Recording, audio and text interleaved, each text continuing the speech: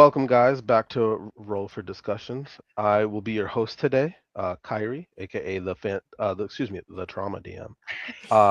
Same usual people here today. I have Angel here with me, and then I have Andrew, our gracious usual host. Hello Today there. we're going to be talking a little bit about the Crooked Moon campaign that I'm running today, which they're a part of as well. And we're going to kind of do a little bit of a recap, I Mm, guess we could say. So I know in the past we've talked about Crooked Moon a decent amount, of course, and obviously we've talked about both of the characters. We're just going to do a little recap on everyone who's actually a part of that campaign and then the story so far. So for the most part, the story starts off with the players meeting on a train track slash train station kind of area, mm, and they're all waiting for this ghost train. Obviously, um, none of them know each other besides Andrew and Angel's character, which at first he didn't realize her, and then realized, and as he walked up to her, they had a really. You guys describe it. Describe how you feel that reunion was, because you guys would be able to describe it better than I could. I can say it, Um, but well, originally you were having to back up a little bit, because originally you were gonna have me describe Lucas first. I was like, I don't want to be the main character. Let someone else go first. yeah, yep. Nope, that is actually true. Yep, that was in mid discussion for sure. Which Absolutely. unfortunately I still became the main character anyway, and I don't like it. Co-main character, co. Inadvertently, Angel's character is for the most part the main character, Yeah, Yeah. which Look, is we just make really good fun. characters. it's true. Well, yeah, and then in the beginning, you guys gave me the most, so it just Mhm. made it easier to implement your story so quickly and so early into the story. Yeah. Um, to just make it so that way from beginning to end, I already had everything for pretty much what you guys are going to be going through. Mhm. But yeah, so describe your interaction for for the group. I'll let Angel go first because I Oh think my boy. thought process might be a little bit different. It was oh my gosh, it was kind of like a soft launch into I think a dynamic that we're still kind of figuring out how to explore in this Yeah. Hmm. setting. Um because when we came up with these characters, we knew there was going to be a lot of tension. Mhm. Uh cuz it's that whole like found family, lost family, refinding the family kind of Mhm. stuff. Um and like having all of the craziness kind of tied into it. So there was this like shock of seeing because Andrew's character is basically my character's like older adoptive brother or Yeah. like uh basically helped raise Annabella, my character. Mhm. And the way they had kind of like separated and gone into their own walks of life up until that point had been traumatic for I think everybody. Yeah. So, like, seeing each other on that platform was kind of a moment of like, "Holy shit." Mhm. Uh, It, yeah. especially because there is a drastic person that is not with me, which would be Mhm. Lucas's husband, Alec, Yeah. and he and Alec would help raise Annabella because they were such good friends with her parents. Mhm. Um, and that's a whole other thing that I'm excited to also dive into when we get further with season 2. Yeah. And the thing Trauma. with my thought process is with that, like I loved how quick it was with Mhm. our reuniting because the train just showed up right after we were like, wait, Yeah. Hey, you train comes. Yeah. yeah, Bing. Yep. Yeah. and because not to fast forward a little bit, but Lucas was ready to die. Mm. Mhm. He was ready to just go. And then when he found Annabella again, he's like, "Wait, like now I have to protect her again." Yeah. Not And for so go ahead. no, go ahead. Go ahead. Like, for Annabella, it, I think, was shock on 2 different levels. Like, shock for finding you here at the train station about to go back into, this domain, but also shock at seeing you without Alec. Yeah. And like also I think being kind of trepidatious and unsure about how things were going to go because she's very different Mhm. in how she is now versus how she was when she left you guys. Yeah. Hmm. Yeah, because when you left, you were still a child at that point in time too. So like coming Kind of, back yeah. now too. Yeah, Child by like like we like elf age range. yeah, Like right. You were like like preteen, like teenager age roughly. yeah, like just on that cusp of Hmm. going into adulthood, but like Right. very physically different. Like Hmm. there are very noticeable physical differences in Mhm. her now than there were when she Right. left. Correct. Yeah. And it's like, because we decided on like what it was, like a 20-year Mhm. separation or something like Yeah, that. it was a 20-year gap. Yeah. Yep. And when that happened, Lucas and Alec went their separate ways with everything, and Hmm. they had a group, which we'll get into a little bit with season 2, called the Yeah. No Dark Hand. spoilers. Um, which was called the Dark Hand, which they would handle some sketchy kind of jobs that they would have to Hmm. do. Yeah. Lucas, after the separation with like Annabelle and everything, he was not a good person.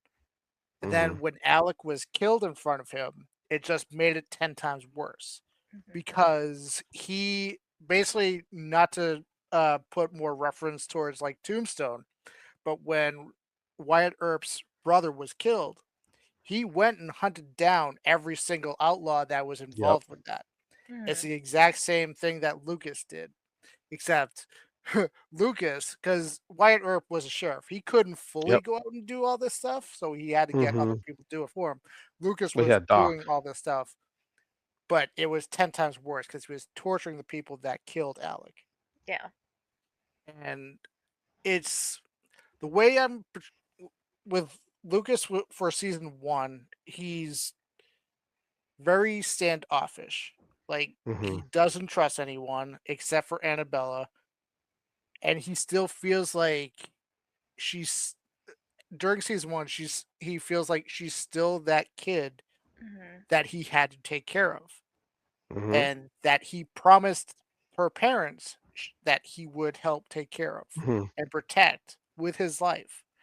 Like, And to backtrack it a little bit here, yes, because we're getting a little ahead Yeah. yes, yes, of a yes. lot of stuff. Because this doesn't all happen right in the beginning. Obviously, No, this no, happens no. throughout all of season one in the story, Yeah, and Mhm. like how their relationship grows and how yeah, they themselves are happy to see each other, but at the same time, like there's some like tension because it's like, Yeah. hey, yeah. why did you leave? What's going on? Mhm. Why didn't you tell me?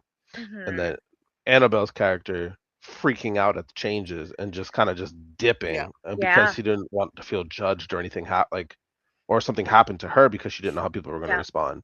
Yeah. But to backtrack it, so yeah, so they were at the train and mhm, they saw each other.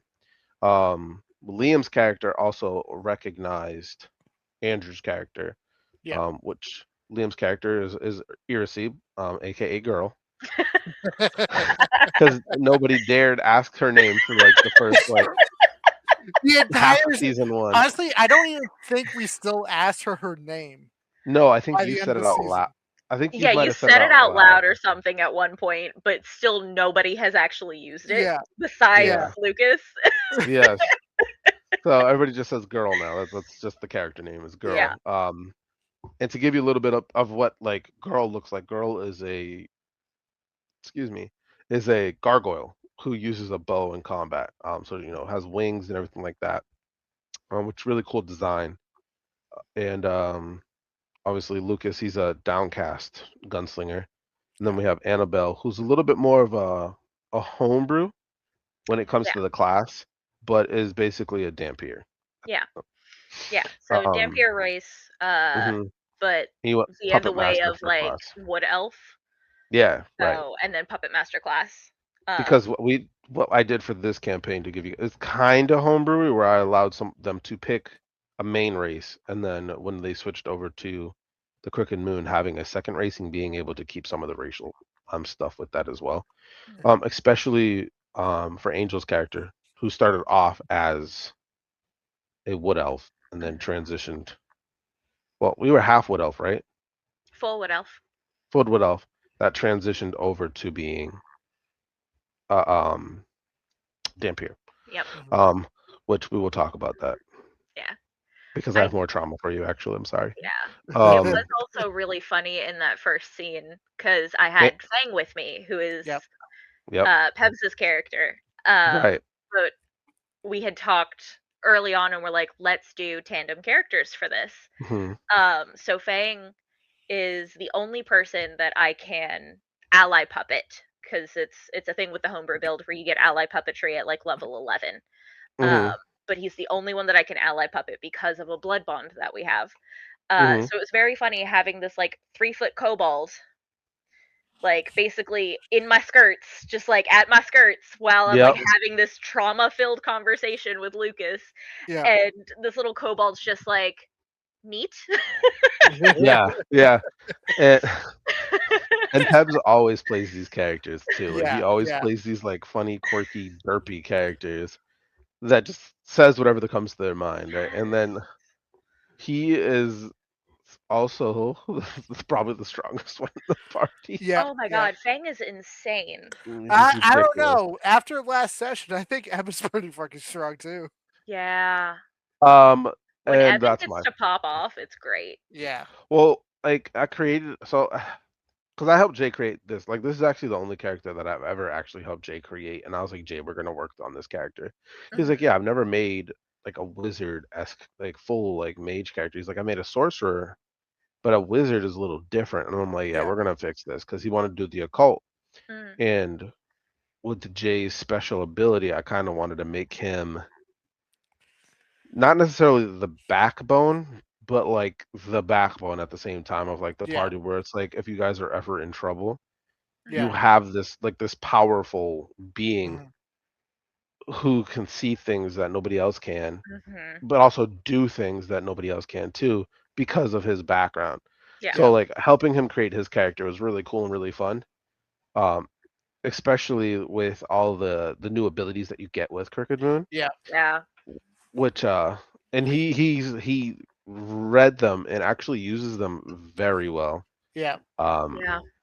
Like being able to actually, because he'll go through his character list, he's like, oh, I can do this, this is great, and he'll just like that, he's like, I bet I already know what I'm doing. So it's great watching that man's brain work sometimes. Also a little scary. No, I'm excited not to switch the part, but I'm excited to see Rummy go off with a lot of stuff that he can do too. Right, exactly. Like Jade's characters are sleeper characters as well. I like to call them. I was just about to say the same thing. Like Jade genuinely is a sleeper of a D&D player. Yeah, because I don't even think we've seen Tick go off yet either. No.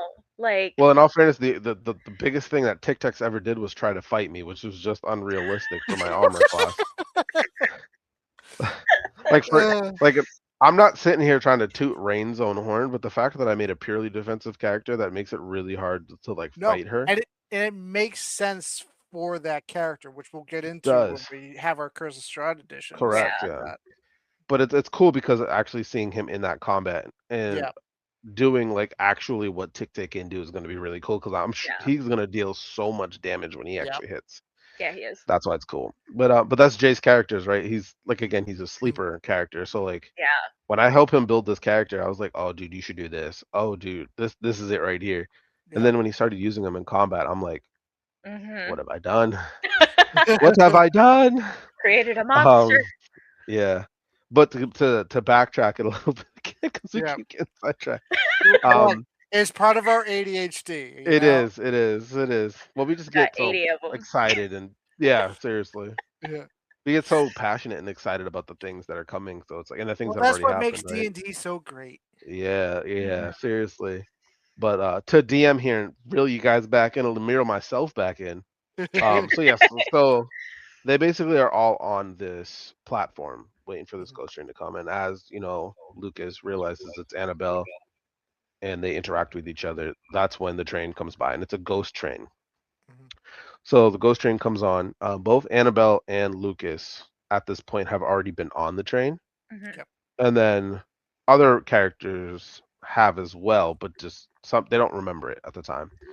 Um, so we're going through. They get on the train, and after my little frog guy comes through, uh, the conductor, he talks them up. He says it's good to see Annabelle and Lucas again, and after that happens, obviously, like a haint comes through, which is like an evil spirit, Mm. and breaks the glass as the train's moving on the ghost train. And when that happens, it lets a miasma in that turns the ghost basically feral and evil. And they have to fight. Was it 12 ghosts, something like that? It was Something something like like that. that. I Um, really liked that first combat too It because it was was really like good. it was a yeah, way to get used to our characters' combat yep. and also kind of a taste to see how the combat's going to be for the campaign. Mhm. hmm And I think I knocked two of you down right in the beginning too, because Yeah, Irisy went down, and I think Heresy went so. down Oh, I and think Fang. Annabelle almost went down, but Fang did go Yeah, down. I think. I don't think Annabella Actually, went no, down. Annabella was healing. No, I it was was. saying I think you almost went down because when you walked across, they remember they hit you, and you had like half health or something like that. Or am I thinking of somebody else? I think you're thinking of someone else. I know Fang got hit a lot. Fang got downed in that Yeah, one, I think, or he Yeah, was close to being downed, yeah, and then we definitely downed Irisy like almost right away. yeah. yeah. Because I remember having to get And then, Irisy back up. I think I got yep, up onto the roof and I was okay there, but it was a lot of like right. I definitely Oh, had to figure out how I was going to do all of Like my yes, control it was I a think that's couple what of it close was. Yeah, calls for you up on the Yeah. roof, that's what it and was. Yeah, I think it's funny because the way the combat was, everyone else was fighting and Lucas was still just sitting down like, I look, they're not near me yet. And then yeah, because you the were in the best back of the train. yeah, the best thing was is like you let me Han Solo it. Like Yeah, I like did. I was I mean, like, rule of cool, my Kyrie, man. I was like, Kyrie, can I Han Solo it real quick? I did. Rule of cool, my boy. Absolutely. I mean, you could do it. You're sitting down, you whip your gun out real fast, take a Yeah, shot. Why and not? it makes sense if it's a person who's been a gunslinger his whole life. Yeah. Exactly. He has to be a quick Exactly. draw. And you let me do the coolest fucking move. Wait. Shooting You wait right now. You shut your mouth. We will wait till we get to that part of the story, okay? I we knew were you were gonna talking say about it. the combat. Nah, I knew you were gonna say something. I was like, nope, Look. he's gonna wait right there because you do it later on. But Is yeah, it so like after that, is it like no, so I shot it off of his horn during that combat. no, that was later. Was it? I'm It pretty sure it wasn't. was that combat. Was it that one? I Yeah, because think it Pebs was was. like, "Hey, you should shoot off of my horn." I was like, "Kyrie, should I do Yeah, it?" because it was the forehead chainsaw. Yeah, Why do I feel like that was later? Did you do it again? I don't think I did it again. I'm pretty sure it was that It was combat. that You might be first right. combat though. You totally could be right. Cause listen, there's a lot of things that has There happened that really is. We've like gone through it's a so few hard to remember them combats all. Yeah, already. Yeah, and there's been some crazy things happening. So you're Mhm. probably honestly right. But no, that move could have easily been disastrous because if Yeah. I Oh rolled yeah, like anything, what would you say was the DC for that? Like for it to be a success? I'm trying to remember what you rolled. I rolled a natural 20, which was a great thing.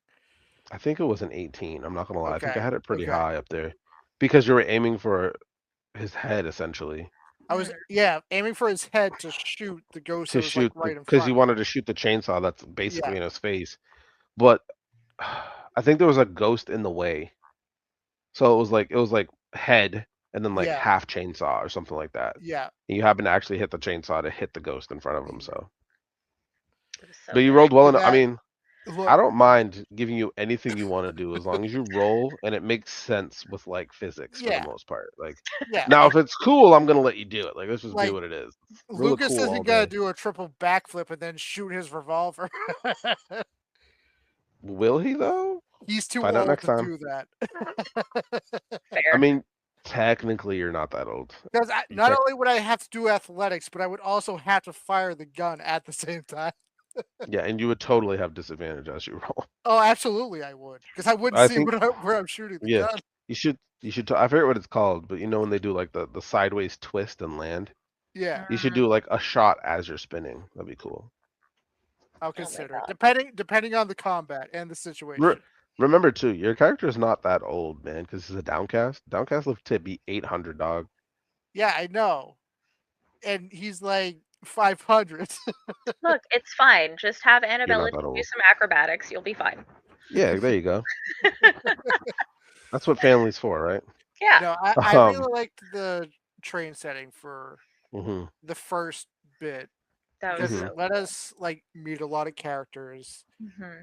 It gave us a decent amount of combat, decent amount of role playing and stuff like that too. Mhm. Yeah, and what was good too is it kind of gave you like the heads up of not in this campaign, not everything is as it seems. Yep. Yeah. Um, Well, which uh, we didn't take that lesson to heart with the last session, but you at know, all, and we will get into that as well today. So don't all you I'm worry about saying that. is I didn't do I anything. I didn't kill no one. The only one that really did was Irisy. I'm saying. just saying, if the bar is And for not killing anyone, then sure, you might be safe. But I didn't hit any of them. nope, you totally shot some people, dog. But we'll get into that I know I shot in a little people, but bit. again, they were all surrounding me. What was I supposed to do? Well, you could hit them with the butt of your gun and knock them out, but whatever. You didn't do that. You shot them instead. Anyways, moving back again. um, yeah, I thought the train setting was really cool too. Like when I Yeah. was reading through the book and everything, I was like, "Oh, this is cool." Like it's a really good way to like set up the campaign. It's like, okay, Mhm. this is how combat for the most part is going to be run. It's not going to be as straightforward as you might think it is.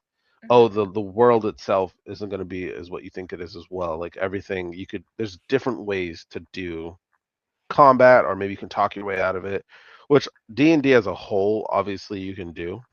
Mhm. But a lot of people, I think, forget that playing it. Like, I just want to Yeah. go kill stuff sometimes.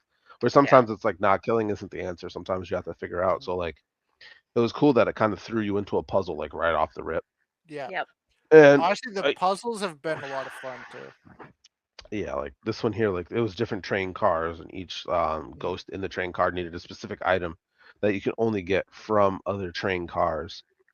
And I won't lie to you. I helped out a little bit, trying to give you a little bit too much there, just because I wanted you guys to move a little bit long faster. Because if you had Fang doing all your intellects checks, you guys would probably still be on the train.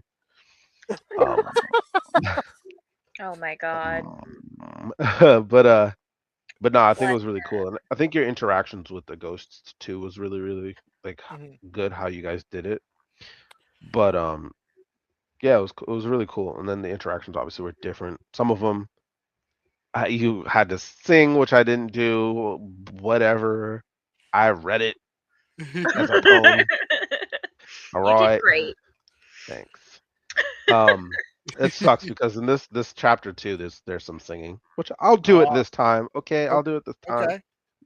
But If you want like a pre-recorded singing thing, I can do that for you. no, we're live in this baby. We live out here, cuz. Okay, okay. Um, I I'm just just forgot that there was saying. a song part. No, I totally just forgot there was a song part, so I just didn't do it because I forgot. Yeah.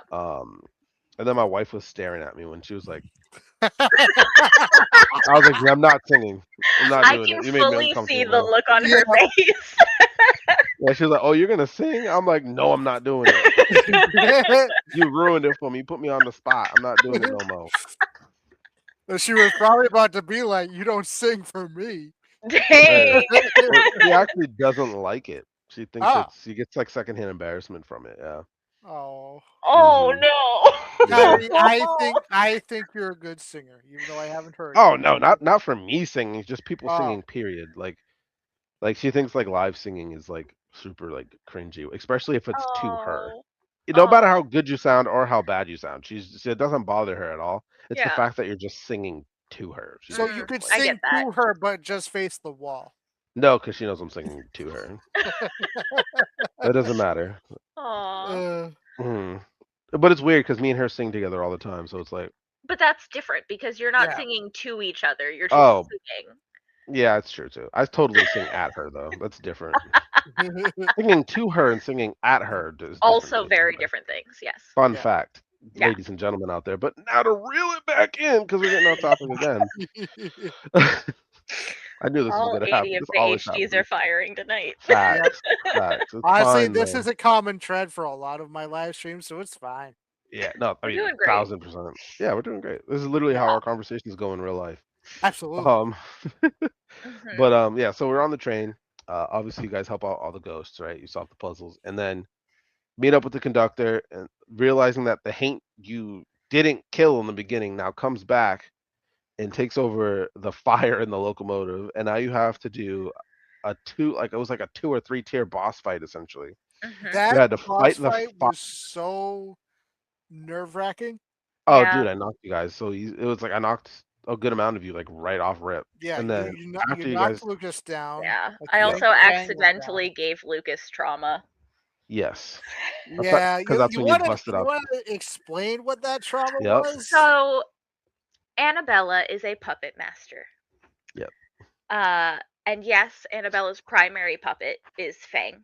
However, before Annabella met Fang, she made herself a puppet out of stone and steel in the shape of someone she viewed as a guardian, Alec, Lucas's husband. Yeah, So she has a puppet that for the first time since we, had started the campaign, like in that first session, or was it the second session that we got to that point?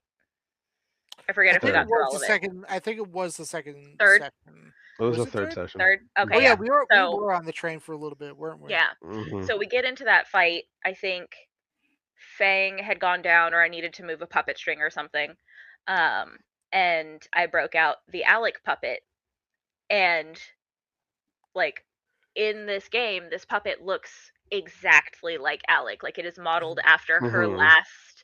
her last vision of him, her last time seeing him. Mhm. Um and just whips this puppet out to go into battle, and Lucas Yeah, is like, "What the fuck?" yeah. Which Yeah, I you think inherently. which I Go think ahead. Go Carrie, ahead. you had me roll with disadvantage with that too, right? Because it would have Yeah, distracted well, Lucas, right? yeah. So I rolled. I did. I had you roll. I think I had you roll a con save at that. No, I didn't Yeah, have you roll con save at that point. But no, it was a con save because it was a distraction. Yeah, yeah. and you did not make it. Nope. Nope. Which you ended up getting distracted, and that's in Which turn how you ended up going down first. You were like the which first person to go down at that in point that it moment. makes sense why it Mm-hmm. would have distracted Lucas so 1000%. easily. Like if it Mhm. was Lucas now, it wouldn't have bothered him. Yeah. Mm-hmm. Well, you've also had. We'll get into that, Yeah. but Mhm. So you go down, which I love how when you messaged me actually, because I never thought of that. Is after they defeated the I forget the name of the monster, but it was basically the fire, the ghost Yeah. fire turned into a evil ghost. Um, when the train like stopped like on Mhm. its tracks because the fire went out, and it threw you off from the train, and like even though you were down, you were like, Kyrie, can I like go to like try to catch the Alec puppet as we're Mhm. like flying out? And I was like, absolutely. I'm like, that's fine, man. Like, Yeah. Mhm. I like that. You're being flung, like you may be down, but doesn't mean you can't like move. Yeah. Yeah. You're just hurt like to a point. You're not dead. So why Yeah. Yeah. can't I? And like a last like kind of like, oh man, this puppet's right here. Let me grab on and hold him tightly like I would if it was really him. And like I thought it Yeah. Mhm. was really cool that you asked me that. Yeah. And obviously you got flung from the carriage and you were already down, so you wouldn't take more damage. Yeah. I think I gave you an automatic fail though on your death save. Yeah. Which Yeah. makes sense. Yeah, and Yeah. then Because I had I because I think obviously was hitting the ground. yeah. right. We were able to mitigate it, I think, a little bit though, because Annabella still has control of her puppets, and she Mhm. made the Hmm. save for like landing Right. safely. Yeah. So we just said that he only got one and not the two Yeah. from it. Yeah. Yeah. But I think who took the hardest hit? I think it might have been Fang and Eben, because I I think think I it Eben think or was Fang those yeah. two. hit. Yeah. Because I think Fang got thrown out and his freaking chainsaw got stuck in the tree. Yeah. He Which got And I lodged in a tree. yeah. and I think I've been smacked into a tree. Yeah. I think everyone else was fine. Well, yeah, Uh, because Irisi can fly. Mhm. yeah. So she used her Um, wings to She still took damage, but Liam not a lot. loves to remind us that Irisi can fly. It's fine. I have something for that. I'm not worried about it in these early stages. I have something for Oh. it, so it doesn't matter. Oh, you're gonna remove her wings. Oh no. No, I don't have to. Snip, snip. A lot of these characters in this game can do, for the most part, pretty much everything that you guys can do, and then more. So it's Yeah. even characters who aren't bosses have legendary action. Yeah, Like, it's which just the makes way it is. sense. Like, that's why I'm like, it's folklore. It's all hoodoo, voodoo, and all the in between. So it's like, And it's that's what gonna I be really like about cool. Crooked Moon so much is all the folklore stuff Hmm and how it feels more character driven than most other campaigns, I feel like a lot. hmm Besides like Curse of Strahd and stuff like that, which is hmm also very character driven. Yeah. But like it lets you do depending on how you have your character, you could also have them do a lot of questionable stuff. Yeah. And it could hmm be part of that world because it like the world itself, no pun intended, it's crooked. Yeah. hmm I think one of my favorite things is with it being like a folk horror campaign is I'm very into like myths and folklore. And Yep, me so too. like as we're playing through recognizing all of these little things, like I'm sure we'll touch on it at some point, so I don't want to get too far into it, but when we were in the manor Yeah. Yep. and we like ended the session with the lady in like the little greenhouse area, and I was like, "Hey, is hmm this what I think it is?" And you're like, "Yeah, it is." And I'm like, "Oh, cool." Yeah, yeah. I was like, So "I yeah. know that story. I've read Yep. that story. Like, I've hmm read various renditions of that story. Like, there are just so hmm many cool things where I'm like, "Oh my god, I know this." Mhm. hmm Like, how are they going to make this D&D? And it's very cool. Yeah. Yeah. I think that they actually did a really good job with it. And some of it obviously like I homebrew and like think of like up on the spot Mhm. too, because it all depends on how you guys are like going with your characters, how you're taking it, the questions you're asking, the things you're doing, right? I don't want Mhm. it to be like, oh, I'm following this script. Like the script for Yeah. me is more of like a guide and then I'm adding Yep. stuff to it as I Yeah. like. And things I think that you guys would like, plus whatever fits into your story. Um, Mhm. so yeah, Angel, we'll talk about your character being a wood elf. But Yeah. you think you're a wood elf. Okay. Well, I'll get into it. But Andrew knows. But Yeah. he's lied to you. You Look, motherfucker. look, look. We'll get into that as well. That'll be way later, and that's when you find out. But Yeah. yeah, so like after the whole train situation, to kind of We backtrack a had to little bit fight the more, train. Yeah, you had that to we had then to fight the train. fight the train after trying to after freeing the train. You had to now fight the train, Yep. Yeah. which at this point too, you guys have already met Adela and Druskenwald and I everything, hate those two. They are so useless. which there's a reason, by the way, which you'll learn later in the campaign. Who is an all-powerful being, but who has completely lost all of his powers, uh, according to him, right? So, and Adela can only tell the futures. But backtrack it a little bit more while you guys were actually on the train. I forgot to mention this part because I actually really like this part. When they actually got the tarot reading, and Yeah. well, you Yeah. each got a tarot reading. That whoever I forget what card everyone has, but whoever has the moon card, that card plays and comes into play on chapter 2. I Where are can't my notes? remember.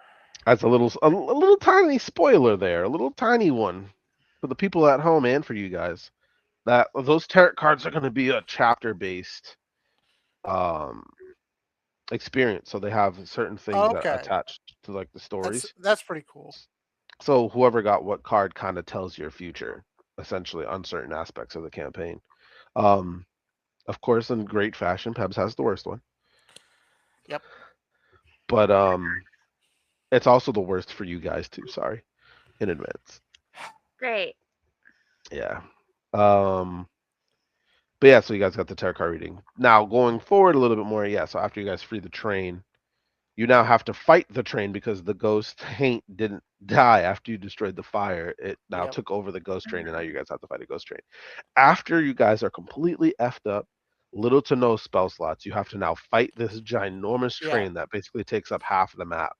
Mhm. And you guys made it through. Like it was No, tough. like I like that's one reason why I like that fight is because of how like drastic it was. Like Yep. I was like at like what, like 7 hit points when I got healed. Mm, Yeah. Um hmm yeah.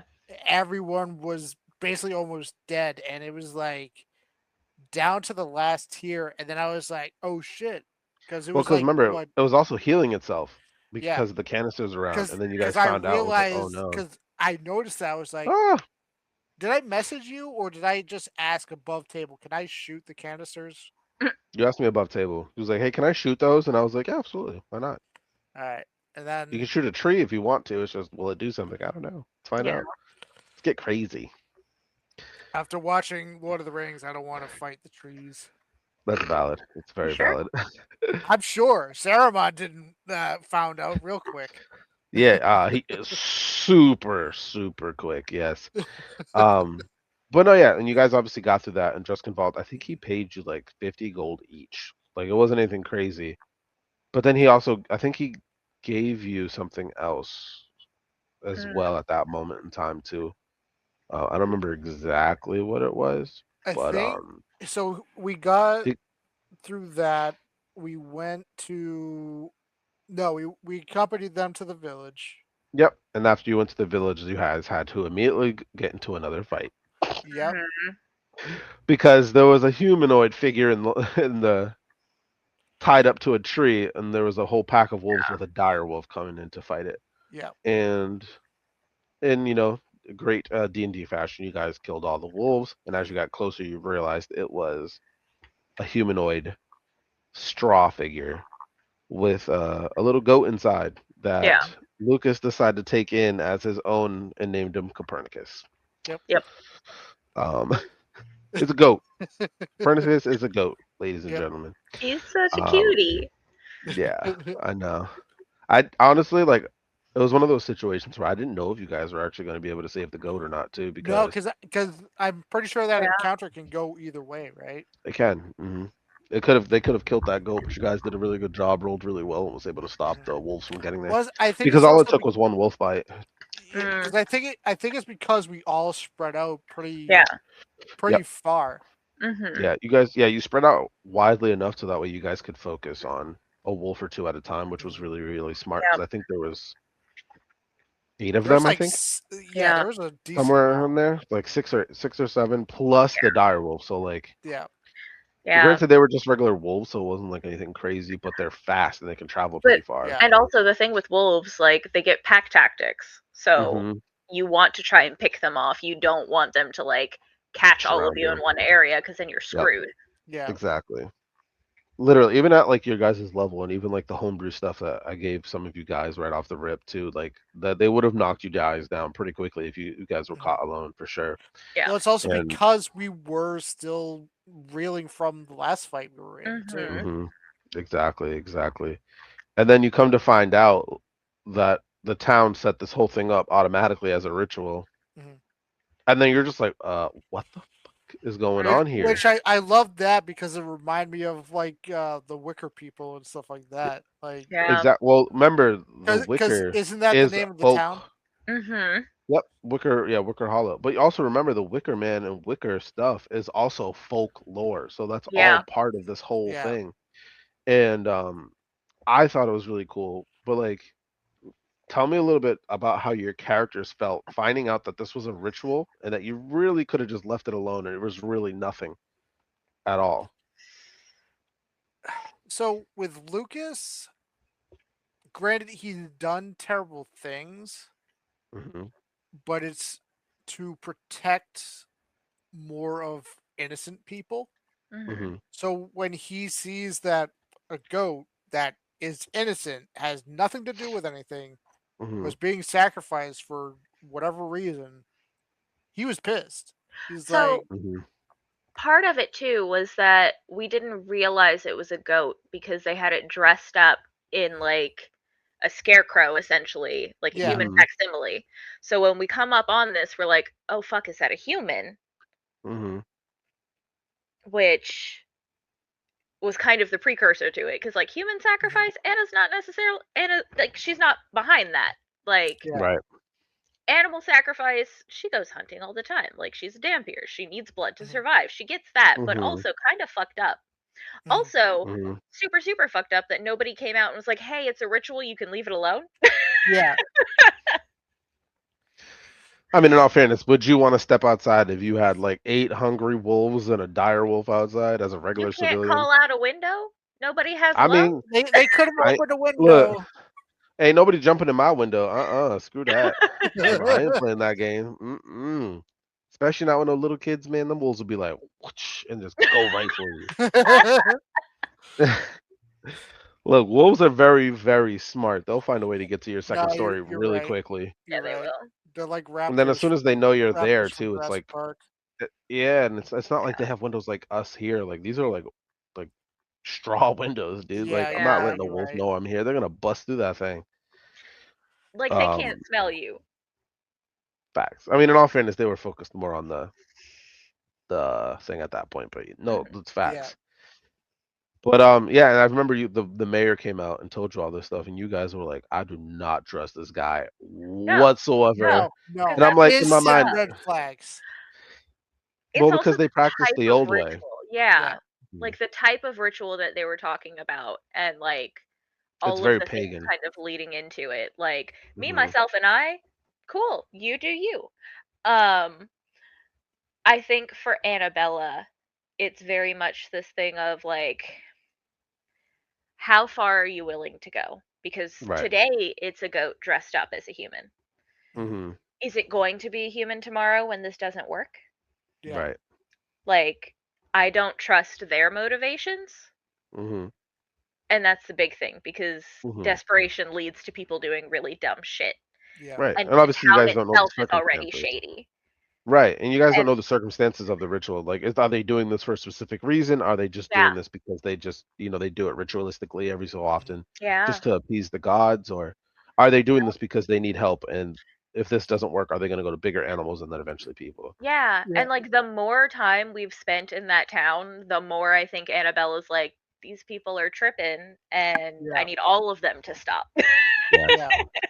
Well, too, like as you guys are progressing in the story, I actually don't remember if you guys know this, so slight spoiler too. There's different iterations too. There's different Mm. factions. I think we did talk about the Mhm, factions. There's mhm. different Yeah, we factions did. too.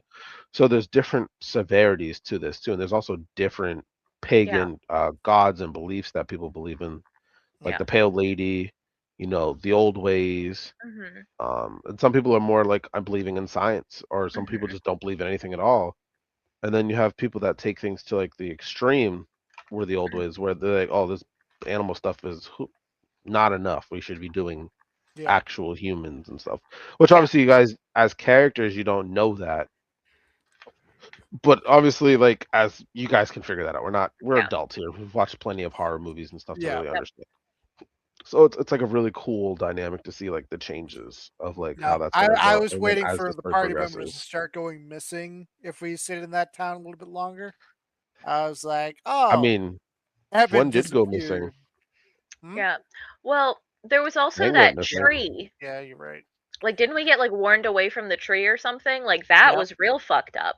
Yep. We'll come back to that. Back it up. Back it up, I'm guys. just Hold on. saying, there's a lot of weird shit happening in this No, town, and I don't like 1000%. it. Well, because I remember like the tree changes based off of if it's daytime or nighttime. Well, Mhm. Yeah. there's never any daytime, but if the city's more bustling, the tree looks different than Yeah. what it does when it's slower Yeah. and most of everyone's sleeping. So for those who don't know, the Crooked Moon campaign is set in basically an infinite twilight zone.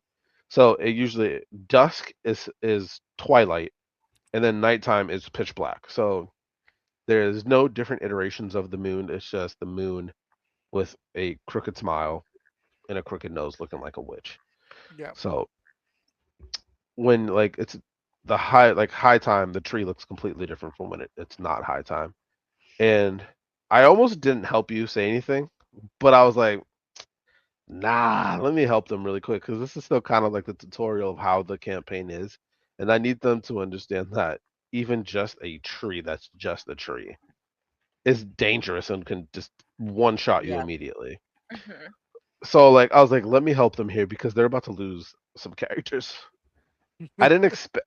I just didn't expect y'all to get that close to the tree at the like in the thick of night, but you guys are also rushing. Yeah. So you guys get to. I think that actually happens right before you go to the manor, actually. So Yeah. you get there. I forget. Was it? I know one was Annabelle, who was close to it. What was the other Yeah. one?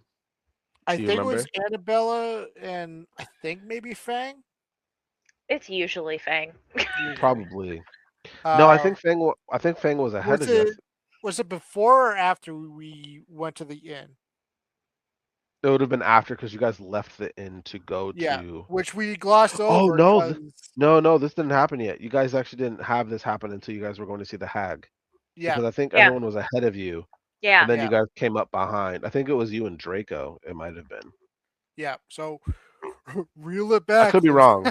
Yeah, I could be Okay, this wrong. I is could be wrong. after Let's we made it bring through the it back. manor. Yeah. Yeah. So yeah. So back. Let's bring it back.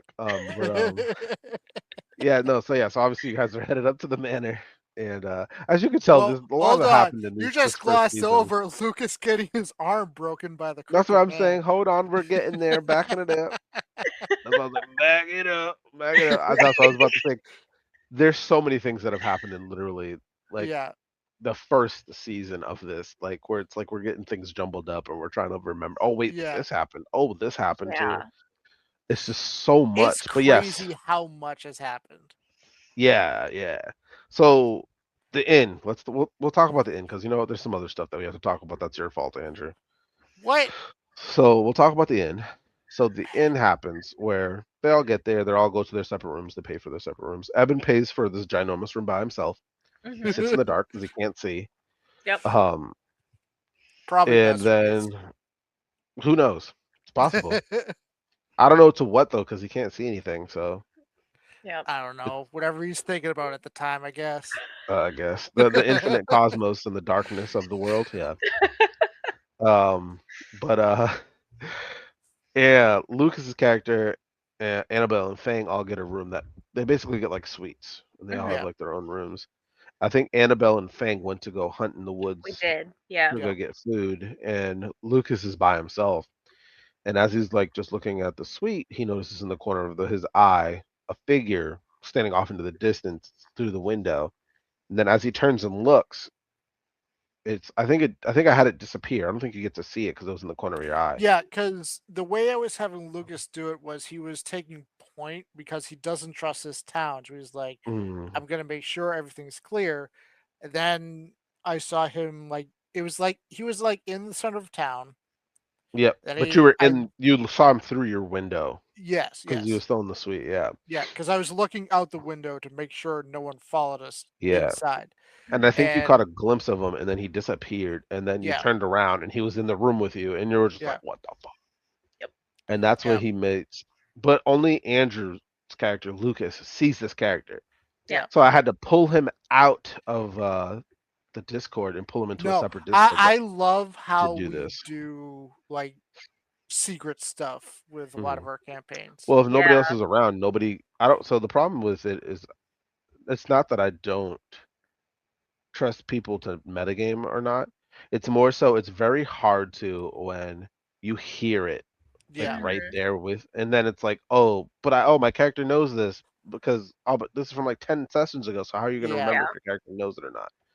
So like I was like, it's just easier to pull you aside and just Mhm. like, hey, me and you just have this conversation. So yeah, I think we and you had that conversation, and I pulled you in, and you were like, yep. So this is what's happening to you. Annabelle's gonna come back, and then find you on the floor. And the last person you had talked to at that point was Irisy because you had went to the room to talk to her yeah, Yeah. really quickly. yeah. Yeah. And So I really like that scene because it's like mhm, my thought process is, and I don't want to speak for Angel on it, but it's like here's Lucas who was Annabelle's like guardian protector mhm. broken on the floor where she had just left him Because was it your like arm 30 or your minutes leg I ago. broke? You broke my arm. Mhm. And Mhm. I'm curious, like, Angel, what you like how it affected Annabella seeing Lucas like that. Before you Yeah. answer that, Angel, did I ever describe to you how his arm got broke? No, I don't think so. So I'll tell you. This is like a little bit into like what the story is before you answer this question, which will probably give you a newfound feeling about it too. So Mhm. in the room, when the Crooked Man appears in front of him, the Crooked Man actually offers advice, Hmm. and the Crooked Man's the reason why Lucas is like, we need to get to the manor, because Yeah, Mhm. the Crooked Man is like, hey, you got to get to the manor. The Dreskenvalds are in trouble. But the problem with the Crooked Man is he put his hand on his shoulder or his arm to like be like a term of endearment kind of thing. But the problem yeah, is when the Crooked Man touches you, he automatically turns whatever he touches crooked. yeah, So Oh. he grabbed his arm and it made his arm crooked, and that's why it twisted and broke the way it broke. And the yeah, the, the sheer shock and pain from that Yeah. made him pass out. Yeah. yeah. So like it was a Wild. sudden thing, and then the Crooked Man disappears, and then Yeah. that's when you come into the Yeah. room. Yeah. No, it was really a very cool like whole scene cuz like Lucas had gone to talk to Irisy. So Lucas was Yeah. out of the Mhm. room when Annabella and Fang left to go hunting. So she had like left a note. Mhm. They disappear. She comes back and the last thing she knew was that Lucas had gone to talk to Irisy. That's it. That was the last thing that happened. And she comes back, and the brother that she just got back, that they've been through 3 different battles with at this point, Yeah. 4 different battles, Yeah. actually, because it's two Yeah. on the Yeah. trains, Then the the one 2 after the technically train, 2 and with the then the other yeah. one. Yeah. So, like, she's still kind of adjusting to the trauma of like having her brother back, but like not having her main guardian Yeah. back, Mhm. and like figuring out how these puzzle pieces fit together. And for context, for the people who aren't playing, Annabella is not entirely sane. Nope. The process that turned her into a Dampier kind of fractured her psyche. Um, So she's got a little bit of a split personality thing kind of going on. She's not fully with Mhm. it at all times. So sometimes she's really, really coherent, and other times she's a little crazy. Mhm. Um, Mhm. and And to since give a she, little context on that really quickly, sorry, yeah, is that in this campaign, it's not you get bit by a vampire or, it's you're born with it, right? Like I kind of did like a corruption system that affects Mhm. everyone differently. Mhm. And Annabelle being here the longest and being younger when it happens to her, it Yeah. affected her completely differently than it's Yeah, affecting Lucas Yeah. in this scenario. So that's why her mind is fractured because it's kind of like she kind of shifts. Kind of like yeah, Harley Quinn, where she's like fine yeah, at one point and then she goes insane the next. And it's Yeah. just like one of those like kind of cool mechanics that I thought was really yeah. awesome that you did. And But it's this like continue, please. hair trigger thing where like, Mhm. her bond with Fang and her bond with Lucas like help kind of firm up those neuron pathways of like, oh, this is Mhm. what it means to be sane, this is what it means to Mhm. be coherent. So when she is trying to like wrangle Fang or like has these moments with Lucas, she's a lot more clear-headed. But if Mhm. anything happens to either of those two, she loses it. Yeah. And Mhm. she lost her shit. So she goes to start like checking on her brother because she doesn't know if he's dead or not, just Yeah. like on the floor in this room. And as soon as she's going to like heal him, Irisy walks in. Yep. Yep. Worst timing for Irisy. Cuz I think Annabella had like yelled or something. You did. You No, so screamed no, Yeah. or so something. so Annabella healed me, which again, my arm was crooked, which Oh, Yeah. that's so right. would have It to He put snapped my screamed, arm back. back into place. So and Lucas he screamed. screamed. Yeah. Yes, that's what it was. So Yep. Lucas screamed, Annabella's in the process of healing.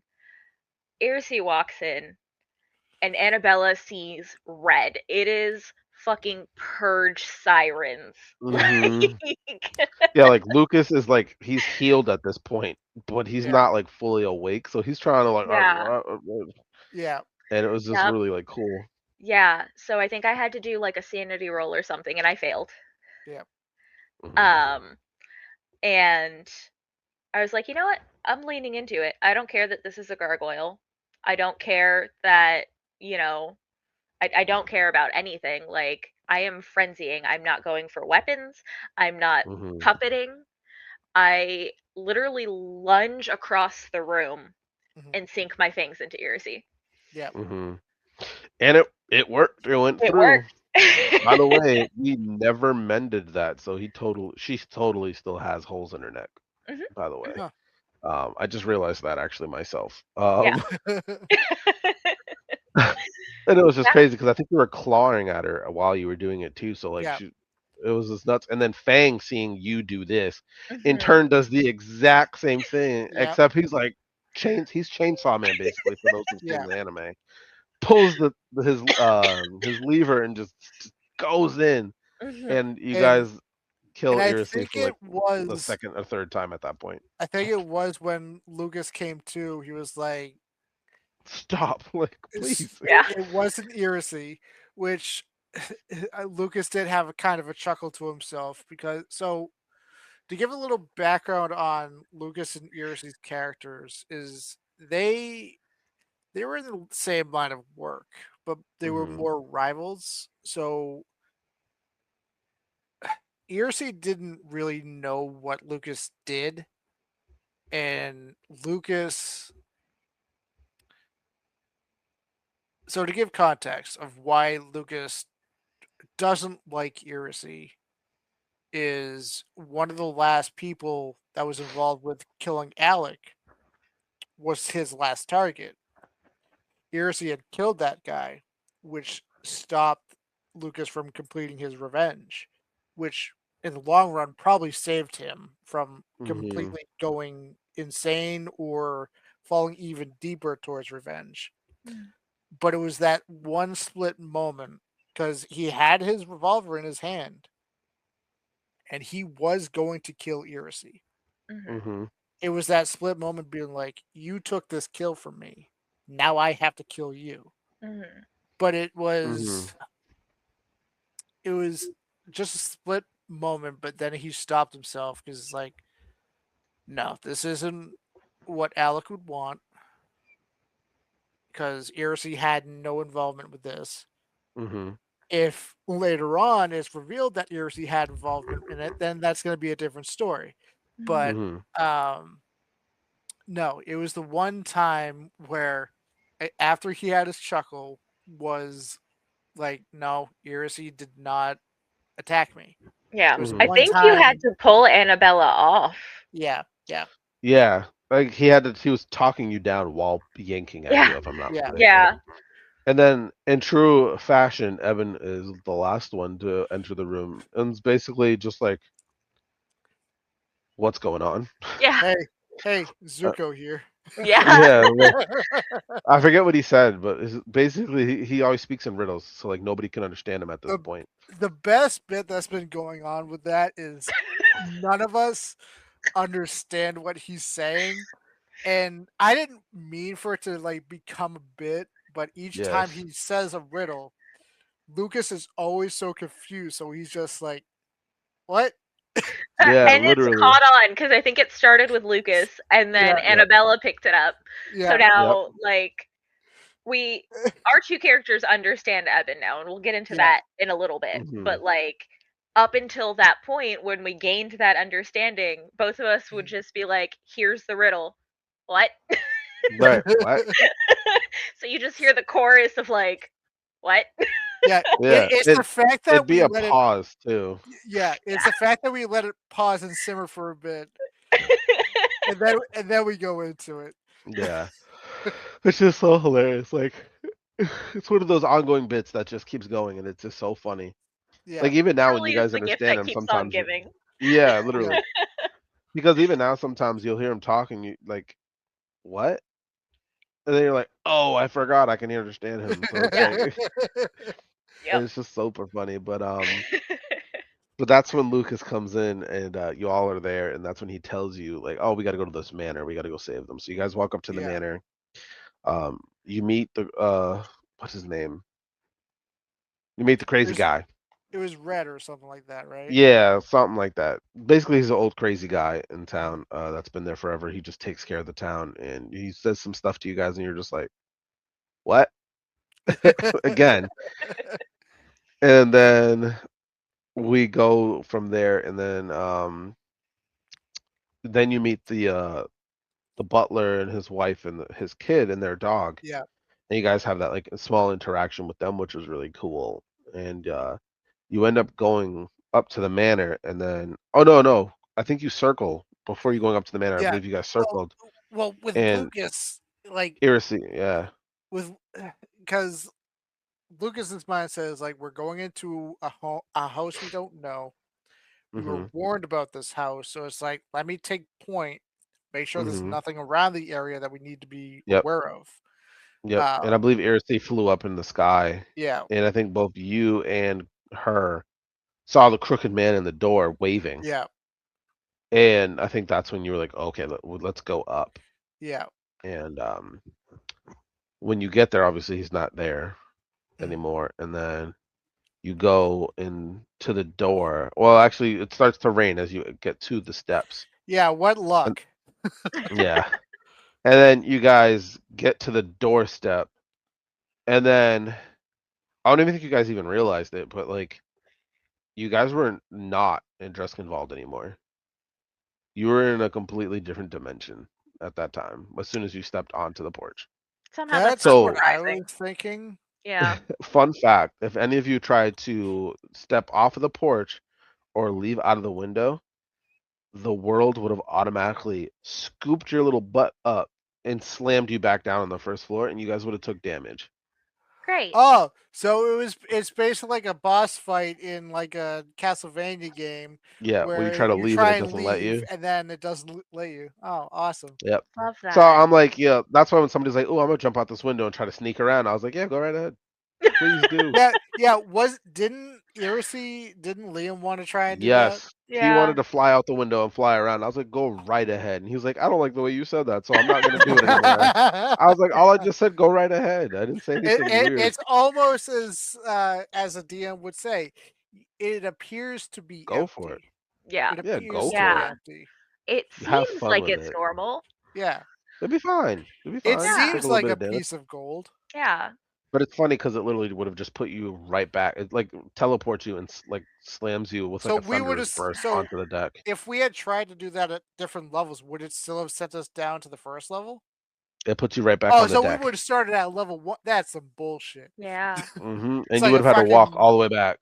It That's is so a fucked. Konami game. They Yeah. always started you back at the beginning. It really is. Yes. Like it really was the epitome of like when the DM smiles, it's already too late. Like you Yep. could hear the Yes. smile in Kyrie's voice when he's like, "Go ahead and try it." Yep. Go right ahead. Go ahead. Absolutely. It was basically like, I dare you to try and do it. Yes. Go for it. that's No, the it was tone. a 1000% go for it, but there's consequences. Kind of voice. Mhm. Just like with everything I say, no matter what you do, you could. Consequences in my D&D?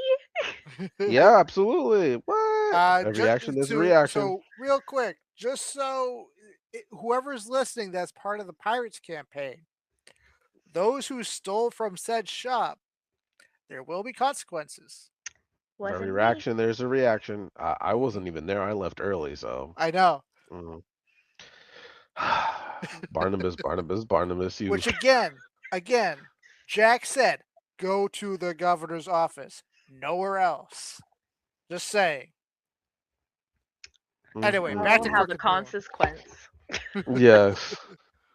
But yeah, and obviously then you guys start wandering the house, and literally you guys don't even get that far No. before all of you have to roll con saves Yep. because Yeah.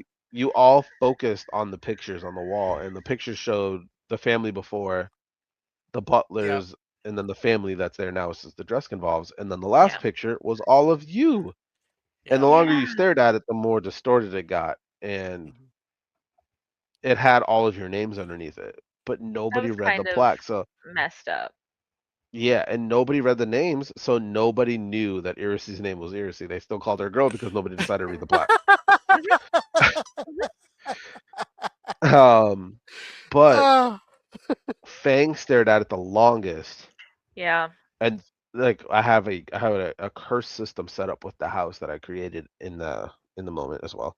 Oh, so That that I was like, wasn't oh, this would part be a of good idea. the. That wasn't part Oh of the no, Ouija that board. was me. That Oh, was okay. all That me. that was really cool. Yeah. It was a way for me to nerf characters that I knew were going to be a pain in the ass. Just call it Which what it makes was. sense. Fang is one, obviously. Um, Irisy is only a pain in the ass if there's multiple players on the field. Yeah. Like she is a very, very crowd control. I'ma kill Yeah. everything heavy.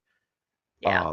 It does decent single damage. Like I think Mhm. single damage, I think will probably have to go to either Lucas or excuse me, Fang or uh Eben. Yeah. Just for like the sheer like straight up damage portion of it is just that those two Mhm. characters just do so much damage. Yeah. Which that's why I like and I realized that really early. That's why I was like, okay, let me give Lucas some cool stuff too because out of all of them, he's the oldest. He's the more seasoned character. That's why I gave you Yeah. that special ability that you can do, but you lose a turn, which we'll Mhm. get into. I have other stuff obviously that we're gonna give you too.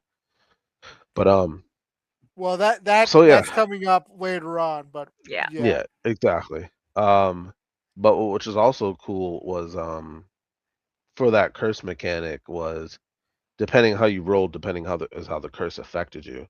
Mhm. Now I'm not gonna sit here and lie to you guys. I do not remember fully what my consequences were, what they were, because it was all in the moment kind of a thing. Yeah.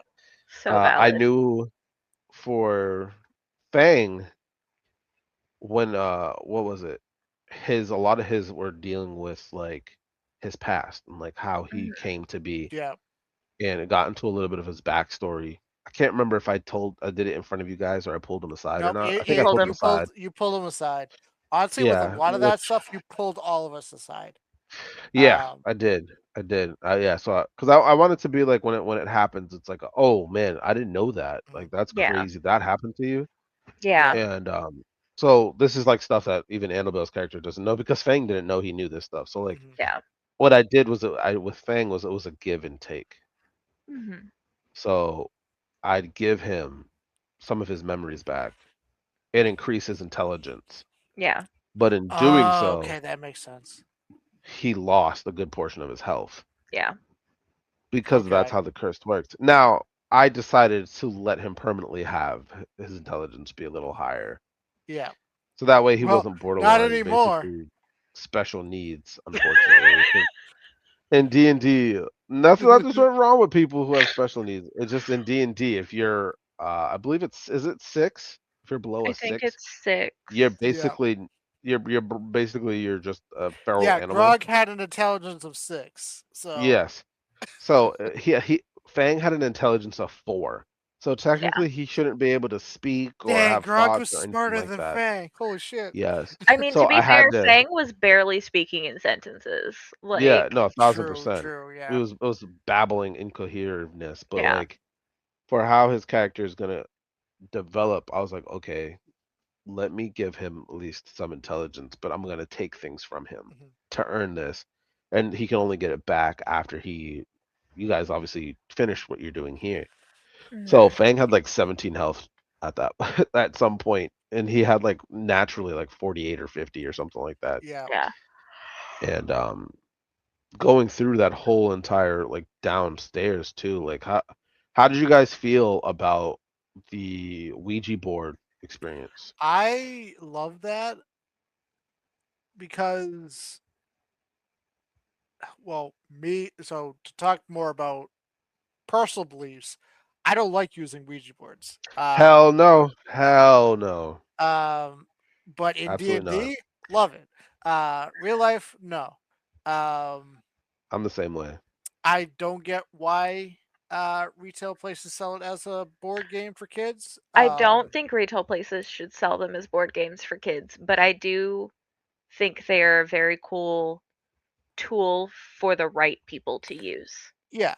as Yes. the resident like witchy person. The people that know how to use them, and if Yes. something Yes. goes wrong, knows how to stop it from going wrong. Yes. Correct. Like, Yeah.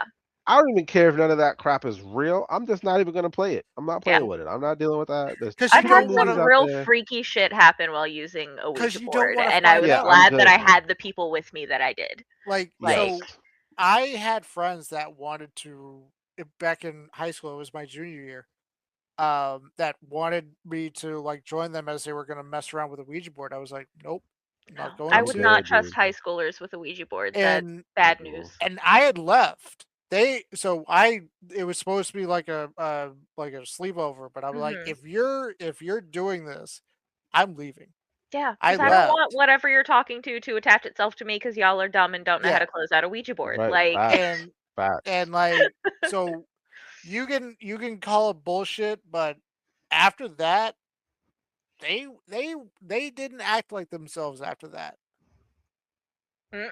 So I'm just Y'all saying. better. Y'all better stop. I'm getting the heebie-jeebies. I feel like there's something behind me. Like, y'all ain't in the dark, okay? Your boy is. So, anywho, nah, I thought that whole interaction though was pretty cool. I'm like, oh no. I really like We'll, that we'll use that as the because thumbnail. because it got into Lucas's psyche. Mhm. Because for his revenge, I pulled a lot from Sweetie Todd because of how driven of revenge that he was. He didn't even see that his own wife was in front of him before he killed her accidentally. Mhm. And that's what I was going with Lucas for season 1. Is he didn't care. Granted, he got his sister back, but it's like, how do I protect her, but how do I keep my past stuff that I did away from her? Mhm. You good, Kyrie? Uh-oh.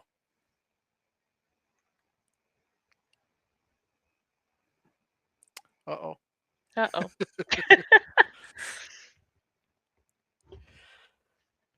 Tell you.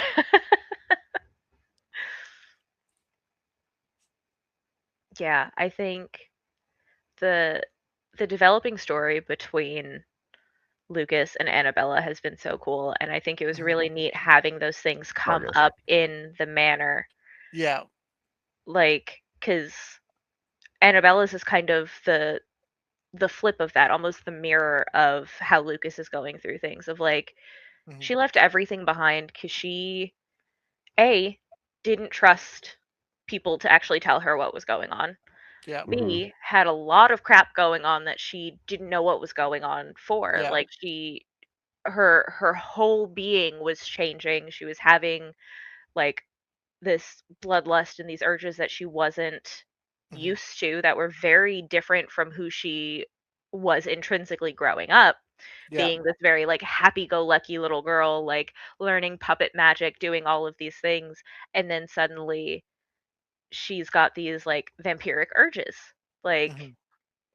and not knowing anything about her parents and asking about them and not getting information, and so kind of being in this space of like, I want to know where I'm from, but I'm Yeah. also grateful for the family that I have, but I'm also like, talk about teenage growing pains, like exponentially ratcheted it up. Oh yeah. Like, it was just this whole thing of like, all right, well, I'm going to go figure out how to deal with this and then I'll come Mhm. back and it'll be fine. But then she comes back and nothing's fine because Yeah. Alec's not there Mhm. and you're different Yeah. and she's different. Because I talked with you because Alec was the one that would be friendly towards you growing up, like play Mhm. games with you, whereas Lucas was he would like talk with you and stuff like that, but Mhm. he was more teaching Annabella how to survive Yeah. and to take care of herself. And that's the thing that I'm liking being able to like build up with you Mhm. is how that transitions into her being an adult, Mhm. like fighting alongside Lucas. Mhm. Um, when to kind of go back a little bit, like what was Annabella's thought process of like actually fighting with Lucas on like the train with the wolves and everything like that? I think a lot of it was like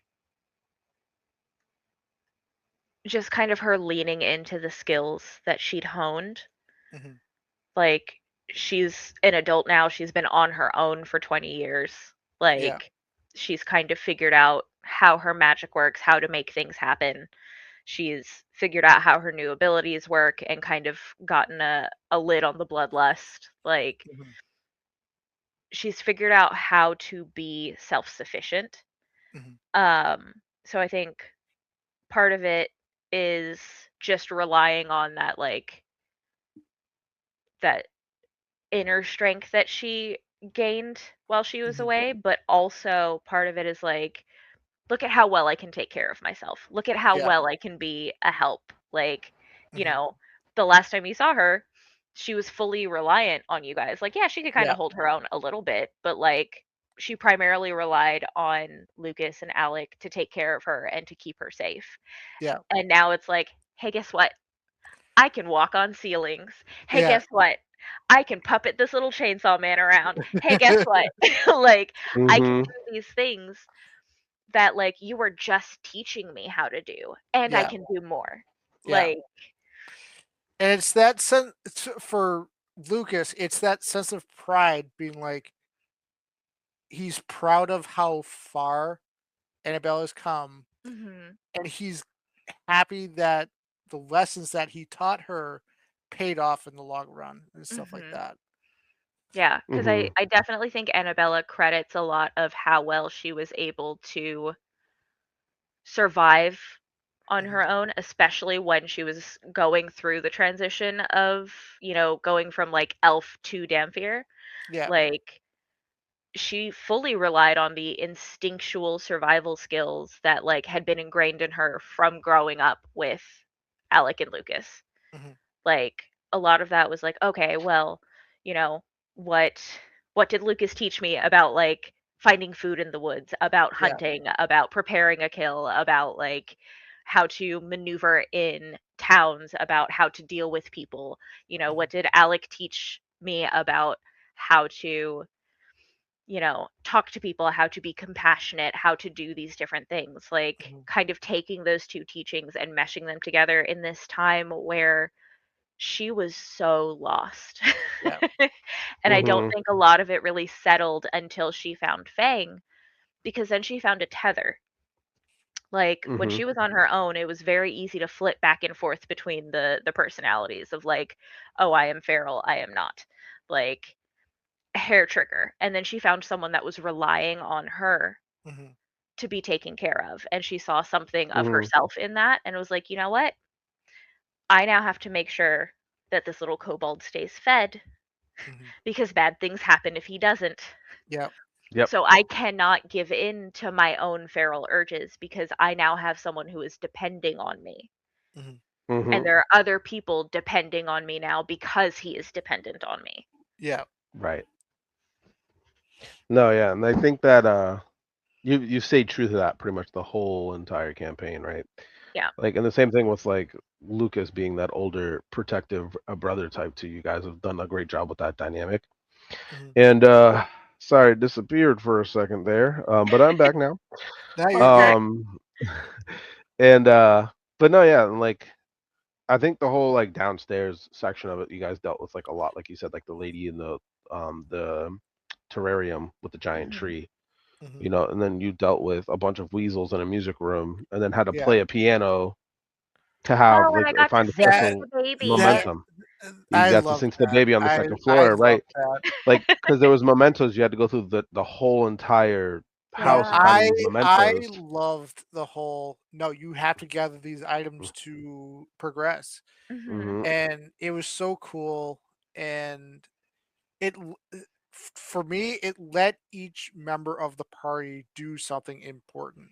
Mhm. Correct. Like And each then one of us had a shining moment and stuff yeah, Yeah. like that. exactly. And then when you got to the second floor, that's when you guys saved Draco from a painting, Yep. Yeah. which Um, was really cool. I so like um the player whose Draco is Jose, which he had been wanting to play D&D for a while and stuff like that. And I talked to Yep. Kyrie being like, hey, maybe talk to Jose. He's been wanting to play D&D. Yep. We're Mhm. not that far in with Crooked Moon. We could probably hmm use another player Yeah. to even it out at 6. And I think he would have a lot of fun, and I think he would mesh well with the party. hmm Mhm. Um, and it's been fun watching him play hmm or listening to him play, um, and stuff like that. Like we talked about it the first episode for Roll for Discussions. Like I Yep. felt bad like guiding him too much with the combat stuff, but it was his first time like doing combat, so it's Yeah, like like that's the only way he's gonna learn is by us teaching him. So like mhm, Mhm. even my first combat session, it was very much like that when I played D&D. Because it's one of those things where like you can read it but have no idea what any of that means. yeah, Because a lot of the stuff like you're just like, okay, so what's an action? What's yeah, a reaction? Mhm. What's a bonus action? Like how many of those do I get? It's like no, you get one of each mostly. yeah, Like certain things you get can, add an extra attack or bonus attack or however things play out. And it's like there's no way for you to know any of this stuff without somebody teaching you it. yeah. And the best way to learn is by doing it in combat. Mhm. So like that's why I was like, go ahead, like it's fine. I don't mind that you're doing it. Like I don't like I did it a little bit. Like I think everybody was like, oh no, it's this. Like even now, Yeah. man, like even as DMs, like I think sometimes we forget like the most Well, basic it's the same rules thing with because we change things. Yeah. Like I the forgot action surge works the other day. yeah. It was like with the last session, like I'm still figuring out how to do the risk die. Like Yeah. that's a Yeah. newer mechanic for me. Is like Yeah. hmm which is still a cool feature and stuff like that. But it's Right. Yeah. still and it's the same thing with Illrigger because I had to reread that shit before Yeah. Chris's try. No, I mean, so you both know because I told y'all about it, but like I ran the 9-hour D&D session on Sunday, Yeah. and I had hmm to look up the rules for prone. Like, Yeah. Like just like things like how does I was that like, work again? I Yeah. was like, I know what prone is. I'm I just know, like, saying, what is the advantage disadvantage here? Like, Yeah. Matt Mercer and Brendan Lee Mulligan look up shit all the time too. I'm just saying. yeah, It's dude, it's impossible to remember every Absolutely. yeah, minute detail and like thing. Like I could like one day I can tell you every single spell Yeah. yeah, in D&D.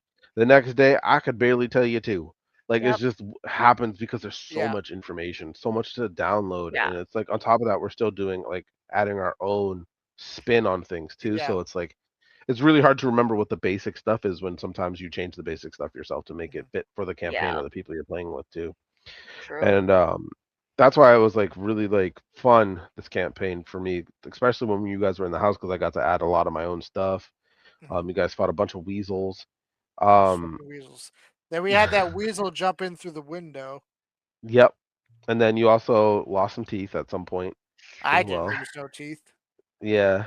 Fang, Annabelle, and I think Eben Evan, lost yeah, teeth. Yeah. Which I Um, also think is pretty funny because it's like, Draco, you're part of our group. Oh, Draco, you're gonna knock out my sister. I'm gonna shoot you now. yeah. Well, that's a whole different thing. That Yeah. had nothing to do with the teeth. That had to No, I do know. you guys sat so on the second floor is when some more stuff happened, obviously, right? So that was the first floor. Second floor, you fought the peacock statue. Mhm. You walked down the hallway, you went into a child's room, you had to kill a lurker basically. yeah, Um, and then Angel rock and sung a lullaby to a baby doll, and then yeah, they find out that that baby doll was a memento. Yeah. And then you guys enter the room where there's just a cat sitting on the desk, and it was just like, "Hey, tell me a story." And you're just like, well, I guess I'll tell this weird, creepy cat story. Why not? And everyone except I had to stop you guys from telling them Well, stories. I was about to tell a story, but you stopped me. I yeah, stopped you because I knew what was gonna happen. And I was like, yo, they're all about to tell a freaking story, and this is not gonna go well. So I had to stop you because uh Draco, Eben, Irisi, I think. No, no, Fang. I think one of them Fang. was Fang. Yeah. Told a story somehow. And I was like, oh god, there's only 2 or 3 of you. Yeah. I think Annabelle told. Did you tell a story, Annabelle? I don't think so. You did not tell a story, but you were Yeah. immediately surrounded and one tapped. That's what happened. Yes. And that's where it was all up to Irisi and Lucas to knock down Yeah. all of you, Yeah. all Yeah. all of Then them to and make it then work. that's when you let me do that rapid shot for the first time. Exactly. So I allowed you to fire all 6 of your shots all at once, but you lose a turn in regards to doing so. Yeah. Because you have to reload now your pistol at that point. Yeah. You had to And use with that that turn to reload. blinded rage, seeing like Annabella go down, it makes sense of why Lucas would have Mhm. reacted that way. 1000%. Right, and that's why I'm open to like things if they make sense, right? Like Yeah. it's like, oh, okay, yeah, I can see you doing this. I can see somebody doing this in a fit of rage. You're just like, pa pa pa pa pa, Yeah. and it worked out. Which Like I obviously, you would guys were say able to I knock. did a decent amount of damage when I did that though. I think Yeah. you knocked somebody down like right I away. knocked Fang down. Yeah, Draco almost which was went the one you down, and needed to. then Eben slapped me in the ass with his tentacle thing. Yes, and you got knocked. And then ears. So the Evan was the hardest one to take out. Yeah. He was, and it's my fault, and I'm sorry because I gave him Veil of the Reaper and the ability to attack. I'm noticing a pattern with you apologizing to me a lot. I know, right? I'm sorry that I made Jay's character broken with regular D&D non-homebrew. Are you still sorry about Barnabas though? Yes, that one Okay. should not have happened. At least I just that had one a was a mistake. realization. Yeah. I think And Annabella has like taken blood from 3 of our 6 characters at this point. Yeah. Yeah. technically, Fang took 1 because you Yeah. took your tooth. Yeah. Did. I mean, okay, so technically Fang and I are wearing each other's blood in like little necklaces. Mhm. But I don't now think he I has your fed off tooth. of Fang, but he does have my tooth. Yeah. So But I technically, he's fed off of you. have fed off of Lucas, I have fed off of Irisi, Yeah. and I Yep. have fed off of Draco. Yeah. Yeah, you almost killed Draco. Okay, look, he shouldn't have attacked me. It's true. And then I Yeah. woke up and was feral. I cannot be held Yeah. responsible. Yeah, Yeah, you totally felt that save. Yeah, I was did. Luke still unconscious when she woke back up? I can't remember. No, I think they had gotten you up. I think all of you were up, and then she got I think up, they but since got she had me no up health, she to went try and feral. stop her Yeah. from killing Yeah, because Draco. when they woke her up, essentially, she failed her con save to see if she was going to go Mhm. feral or not because of how Yeah. fast she lost blood. Yep. And she went feral and just drank Draco dry. And my man was just like, I don't know what to do. And it was just so bad. But it was funny. And then obviously you guys left that room, went to the hallway, fought more weasels, and then went upstairs. And then well, no. So we're skipping over a very important like character scene with Annabelle and Lucas. oh, I'm not there. Yeah, I know. Yeah. Yeah. There's a lot. We'll talk about that. I'm just trying to get through all the other stuff first.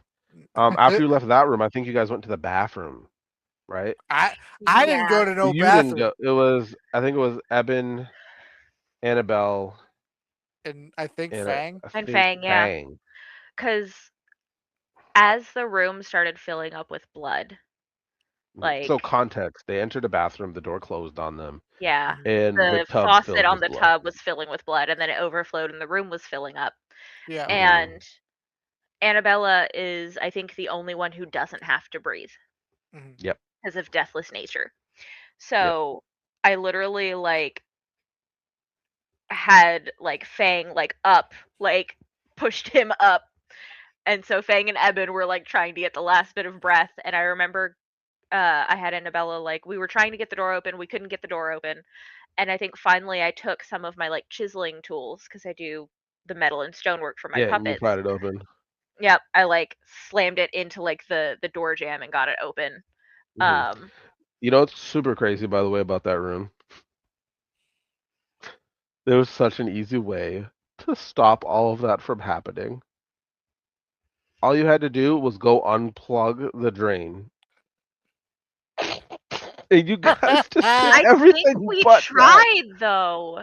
Yeah, well, the person who tried failed so bad on just unplugging Was the that drain. Fang that tried to do it? Probably. I think so. Yeah, that makes And sense. like it was just like I was like, nobody else is gonna try. I'm like, okay. But it worked out in the end because you were about to lose two No, party it members was right so off the bat, funny and there was because nothing I you could have done to pulled the save them. three of them Mhm. into the Keep Your Secrets chat. So it's just Mhm. me, Jose, and Liam just watching dice rolls happen. It's like, what is happening? Well, I made them do that on purpose too. So it was super Yeah. funny. I was like, hey, everybody roll some d12s real quick just to freak them out. Yeah. And then they all did it. And then there was actual rolls in it at the end there. But Yeah. it was funny because you guys like opened the door like no problem, and you went into the bathroom and there was nothing. It was just a bathroom, but they were trapped in another dimension, inside of a Yeah. dimension, which was really cool. Yeah. And But then when as we you guys came walk out, out we're of the like bathroom, that's when they covered were. in this like fetid blood. And Yeah. it was Yep. disgusting the way Kyrie described it too. So like the whole time I'm just like here in my room on like Discord chat, like gagging. Yeah, but it was cool, and it was a really great way to like interact. And then obviously you guys had the intimate, well, not intimate, but like you guys had the very sentimental moment as well. I think that happened. Was it the second floor that happened, or Well, the third? It was I in wouldn't. it was in the room that we like short rested in Oh, with because you were short the rested bed after and the the cat and weasels. everything. Yeah. Mhm. Yeah. And we Oh yeah, had the because you couldn't short dream rest right away because because we you had to had fight the weasels. because we had Yep. the shared dream Yep. where Alec talked to us, Yep.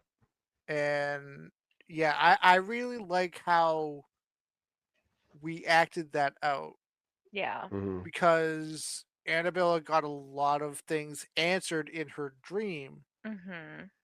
that Lucas kept That from her you and stuff never, like that. yeah, you never Mhm. Yeah. told her exactly. And that's where it made the tension even worse. Yeah. Yeah.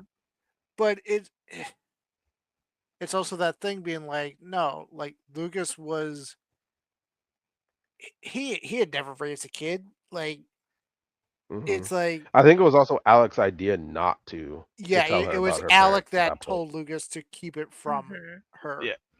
Yes. And it's like he's dead.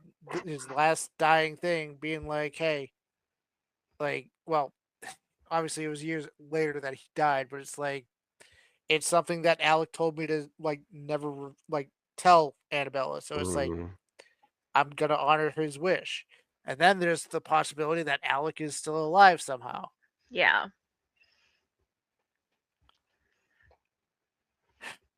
Not that evil smile, Kyrie. Maybe or maybe not. We don't know. But no, but it was cool because it was like, yo, we're talking about this later. Like you Yeah. could tell that Annabelle was really like pissed off and annoyed, but she was like Yeah. trying to understand. Mhm. Yeah. But And in then that moment, she I just could like not. Plus, you were how also coming down from a feral high too, so like yeah, you were like Yeah. really like wound up. yeah.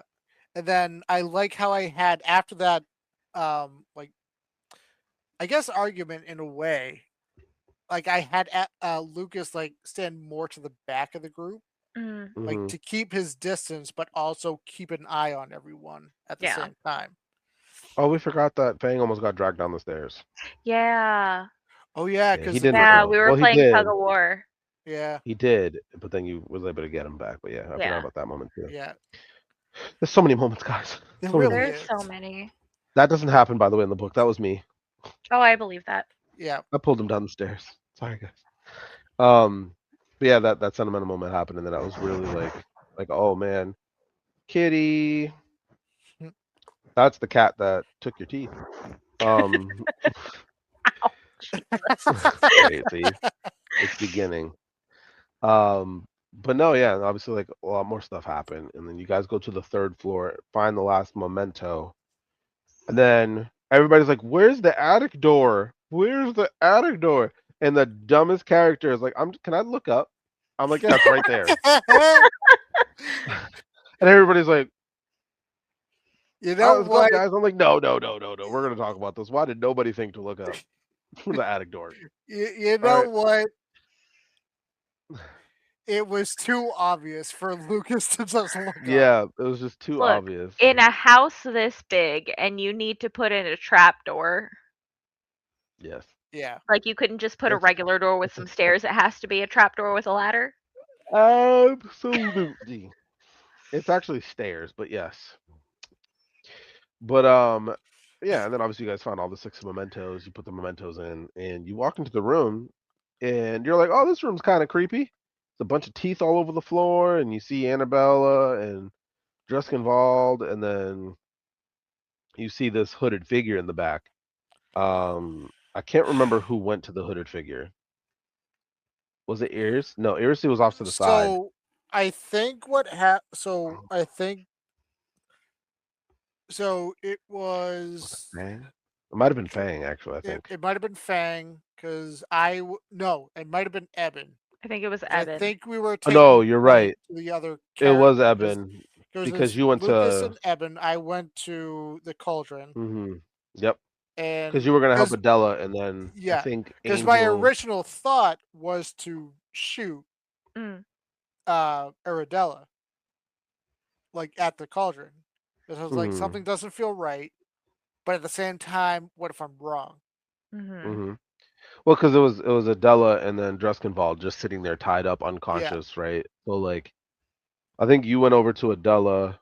I can't remember if Angel went to Dreskenwald yeah, and helped him out or I what, think but I think, or did you go to the hooded figure and I don't remember. I don't. Basically, a series of events happened. it went south pretty quick. It Yeah, went south very it went fast. So south really quick.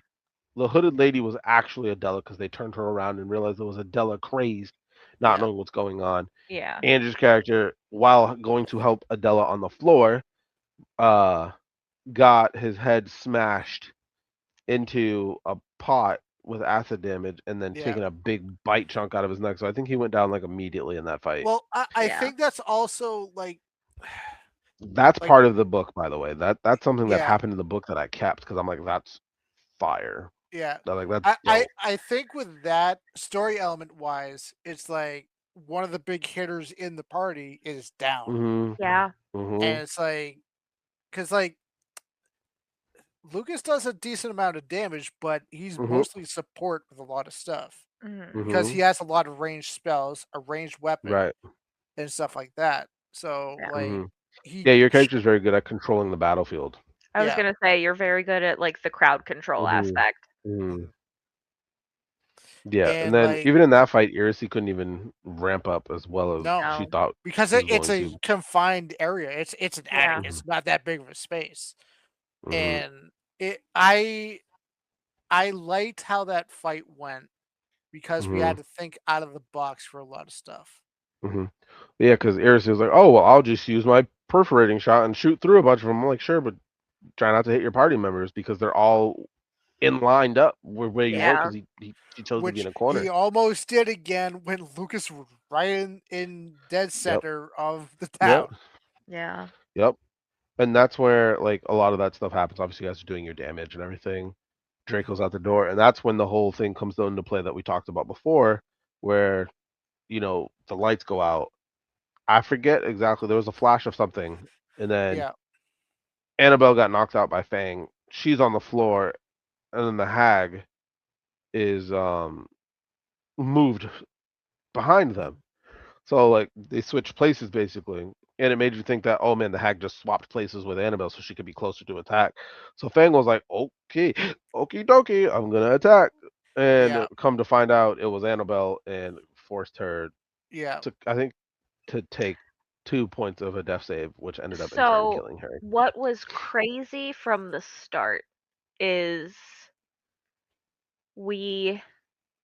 because Annabella got dragged down because Yeah, she tried to bring Fang up, Yes. yeah. Yep. and so the hag Wasn't dragged her she down. wasn't she prone too when she got dragged Well, down? she Or was crouched, so she was crouched on I the was roof, but crouched. Fang was okay, hanging okay, too low. Yeah, okay. I So wasn't able to get Fang high enough. high enough so the hag is really tall. Yeah, So Hmm. like even okay, if the room was I think it was like I think we said it was like 12 foot or a little higher than that. So even her Hmm. okay. crouch, we argued Yeah, that that was hags are 3 feet plus. regularly pretty tall, right? Yeah. So like in this hag, she's a weasel hag, so she's pretty decently Yeah. sized. Yeah, But the problem was is like even though let's say she was ducked down and she was 3 feet, Fang added an additional 3 feet because he was just Yeah, limp. yeah. Yeah. So she was able to one bite one of his toes off, which he doesn't have that toe anymore, and then also just grab and then pull them both down. So she Yeah. went down, and then that's when she decided to do the switch, and that's when things just went completely wrong. Yeah, And because I think I had gotten pulled down, and when I went down, I think it was I forget if it was that fight or a different one where like I rolled a nat 1 for one of my death saves. I it think was that one because you It was rolled the that one. double critical, and then that's when he hit you Yeah. to finish you off, Yeah, essentially. because I rolled And the that's when nat that whole 1 for dynamic my kicked death in. save, had the 2 failed, and then got hit with that, and I was like, "Well." Yep. Yeah. Yep. Yeah, And then that's when it the whole dynamic happens. Yeah. yeah, Go ahead, Andrew. because that was when Kyrie messaged me that Annabelle was about to die, Mhm. Yep. and then I I went knew it was gonna happen silent. before he even attacked you. By the way, I was like, yeah, she's about to. No, I That's why I know, really because messaged him. you sent it to me before it happened, Mhm.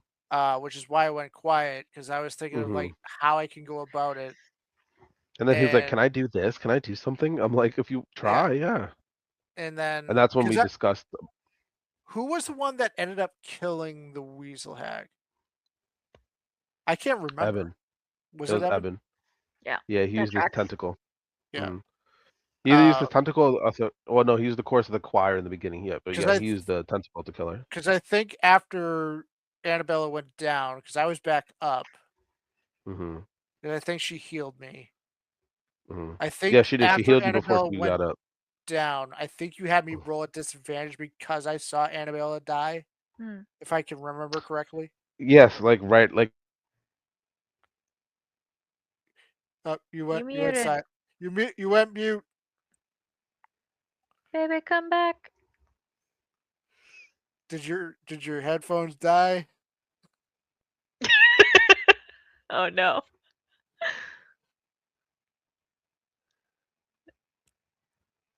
Oh, Kyrie. What is happening?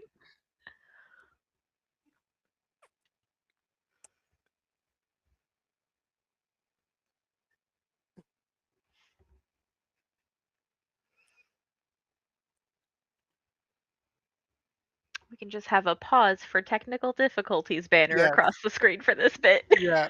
Yeah. What? You're still muted, bro. can you hear me See, now? now Yes. I can hear you. Good. So I accidentally bumped my adapter piece for my headphones. It's broken, It's Oh, fine. and I pumped it, no. so it's like, yeah, it messes up. So I just had to unplug it and replug it back in. Come on, we're 4 But episodes in. We should be better than this. uh, mm, mm, Should we? we're only human, okay? Yeah, you're right. You're But right. but yeah, and then obviously that whole kind of go back to where we were. So like obviously all that happened. You got up, Yeah. and then that's when you saw it, and you rolled a disadvantage. And then that's when we talked about. I think in episode 1, I think we talked about like obviously. Oh no, 2 is when we Yeah. Yeah. talked about your dynamic about saving each other, and then Yeah. how you have the corruption now built inside of you. Yeah. Um, to speed it up a little bit here too, because I just noticed the time that we have in there. Honestly, Um, I planned for this to be a little bit of a longer yeah, episode with how Yeah. much we have to cover with no, Cook it's and a Ball. lot for sure. Yeah. It's definitely a lot for sure. Um, I'm just in my bedroom, and my daughter's still up, so. Now you're good. But yeah. So obviously you guys do that fight, and then she's like, "Oh man, my sisters," and you're just like, "What?" What? Yeah. Here's And more then of that, you. yeah, right. And then that's when Fang finds her tooth and puts it in her Yeah. mouth, and you're just like, "I'll just make a new one. It's fine." Yeah. Yep. Evan's like, "I don't care about my tooth. Let's go." Yeah. Basically. So you guys finish that. Druskenwald and Adela award you. You guys leave. You guys head back into town. Go. Kyrie. Again?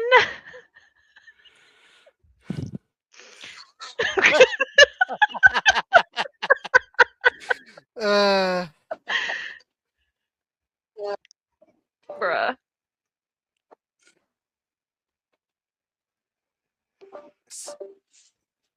tell you, Kyrie. Kyrie, what the fuck? Listen, I'm only human. After all, Okay, but like twice in like 3 minutes is crazy. Dude, so I have the laptop in my lap. I'm not like you cool people who have like a desk, okay? I mean, And I just have my it laptop in my lap too. it slid and hit my hand, okay? Come on, come on, come on. But and I'm never gonna ever be able to do this again. Ah. But and then obviously you guys go to town, you go to the inn, you guys rest up, and then that's when Lucas decides it's a great idea to go to the shop and ask for smut. Yep. And I had to create a whole smut thing.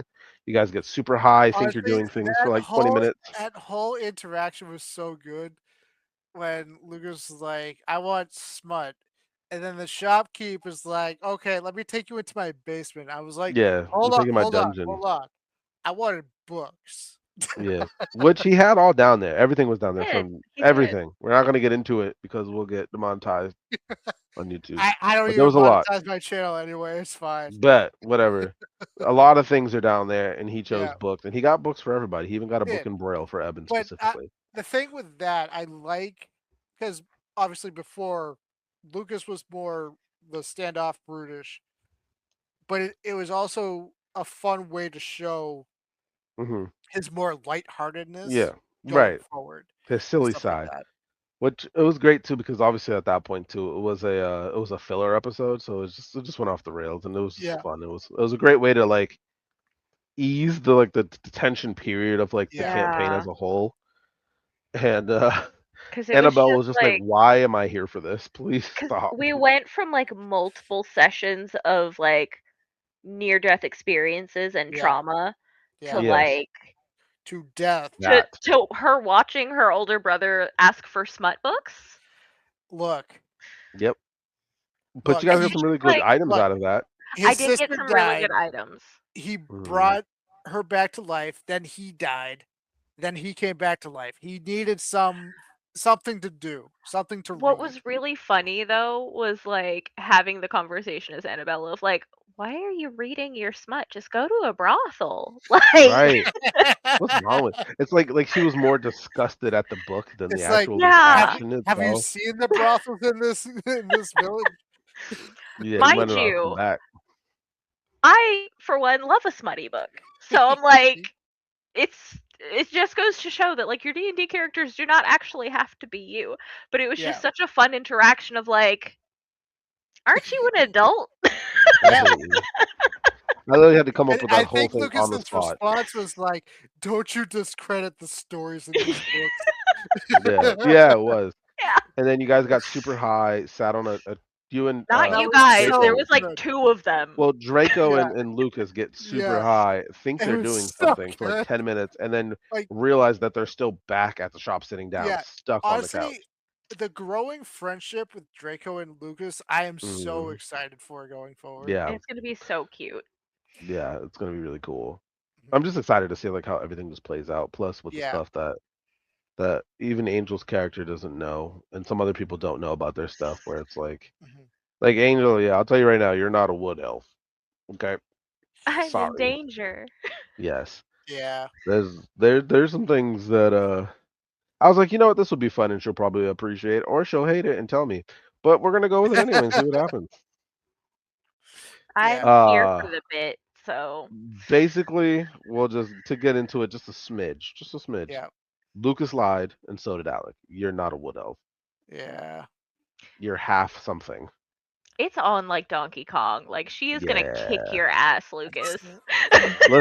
Let's just say you're half human and half drow instead. Yep, yep. There you go, a Mhm. little bit of sneak peek, a little peek of what's going to come. But he didn't tell you that. He told you you're a wood elf because he doesn't Yeah. want you to suspect things. But Yeah. and your There's a corruption is reason. also yes. The corruption Annabella's is gonna also throw a part of hands. you. That's Yes. fine. It's gonna be fun. But what's great is that your character believes that she's a wood elf, so you just leave your stats as a wood elf until for now, and then Yeah. we'll switch it Okay. later. Okay. And then we'll switch it to half drow, basically.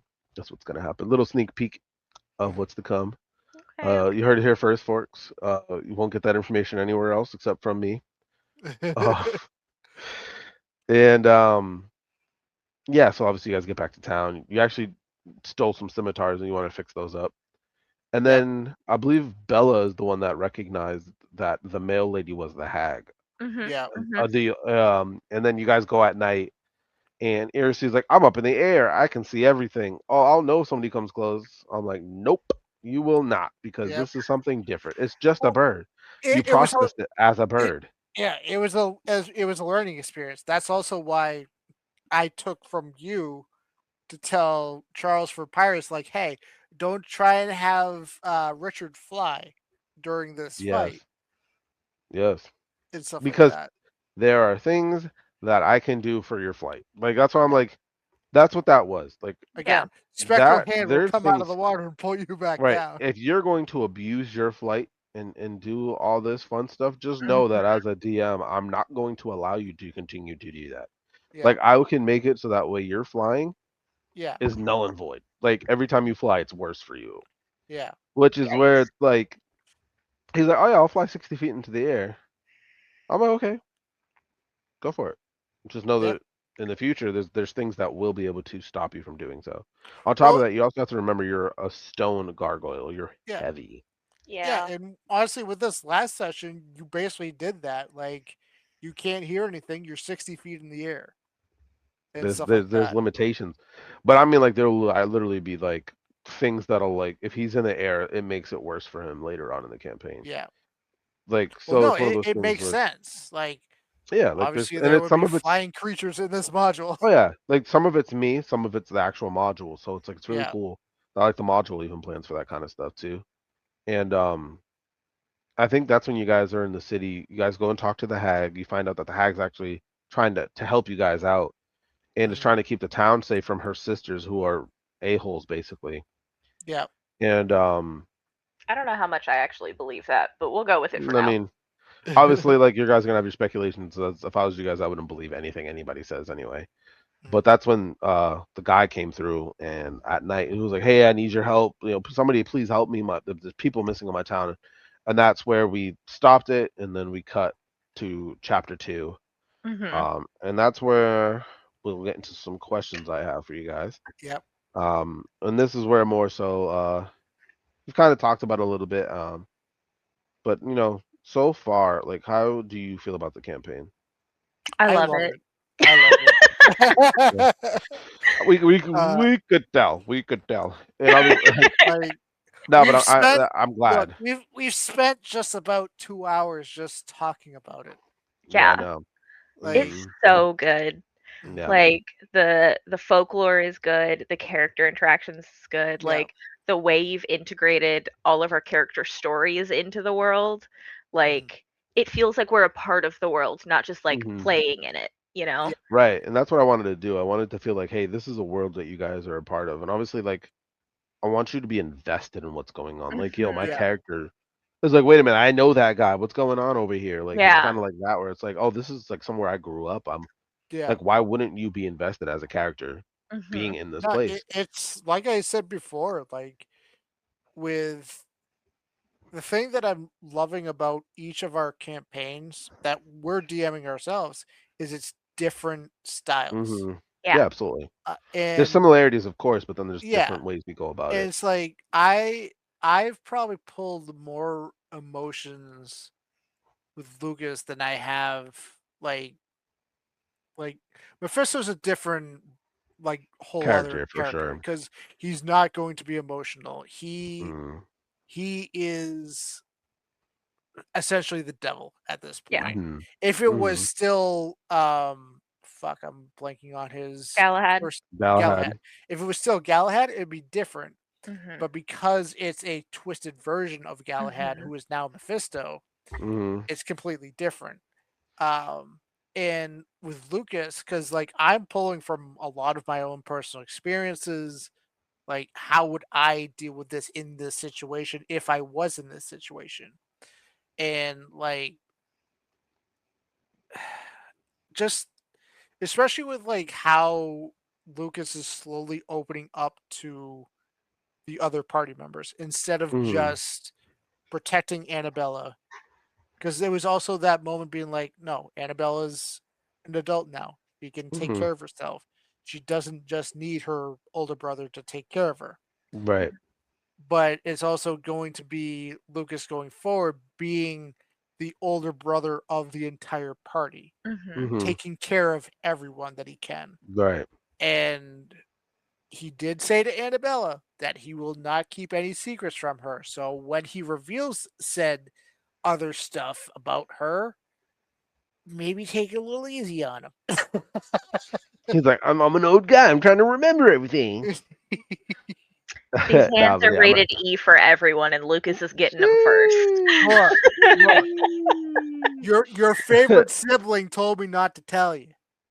That's Okay, true. and if the favorite sibling is still alive, he's getting a big old hug, and then he's getting a sock to the jaw. Yes. I think you should get the hand first and then a hug. I think that's Now, more. Lucas will better. take the Lucas will take the punch to the jaw. Um. Yeah. So I mean, that answer was pretty much a given. But Yeah. like so far in the campaign, like from what you've seen, what are some things that you would like to see in the future? For me, I would like to have a moment where we have to make a hard decision. Hmm. Whether it's Well, that's coming up. Oh, great. great, Oh, that's definitely coming up. awesome.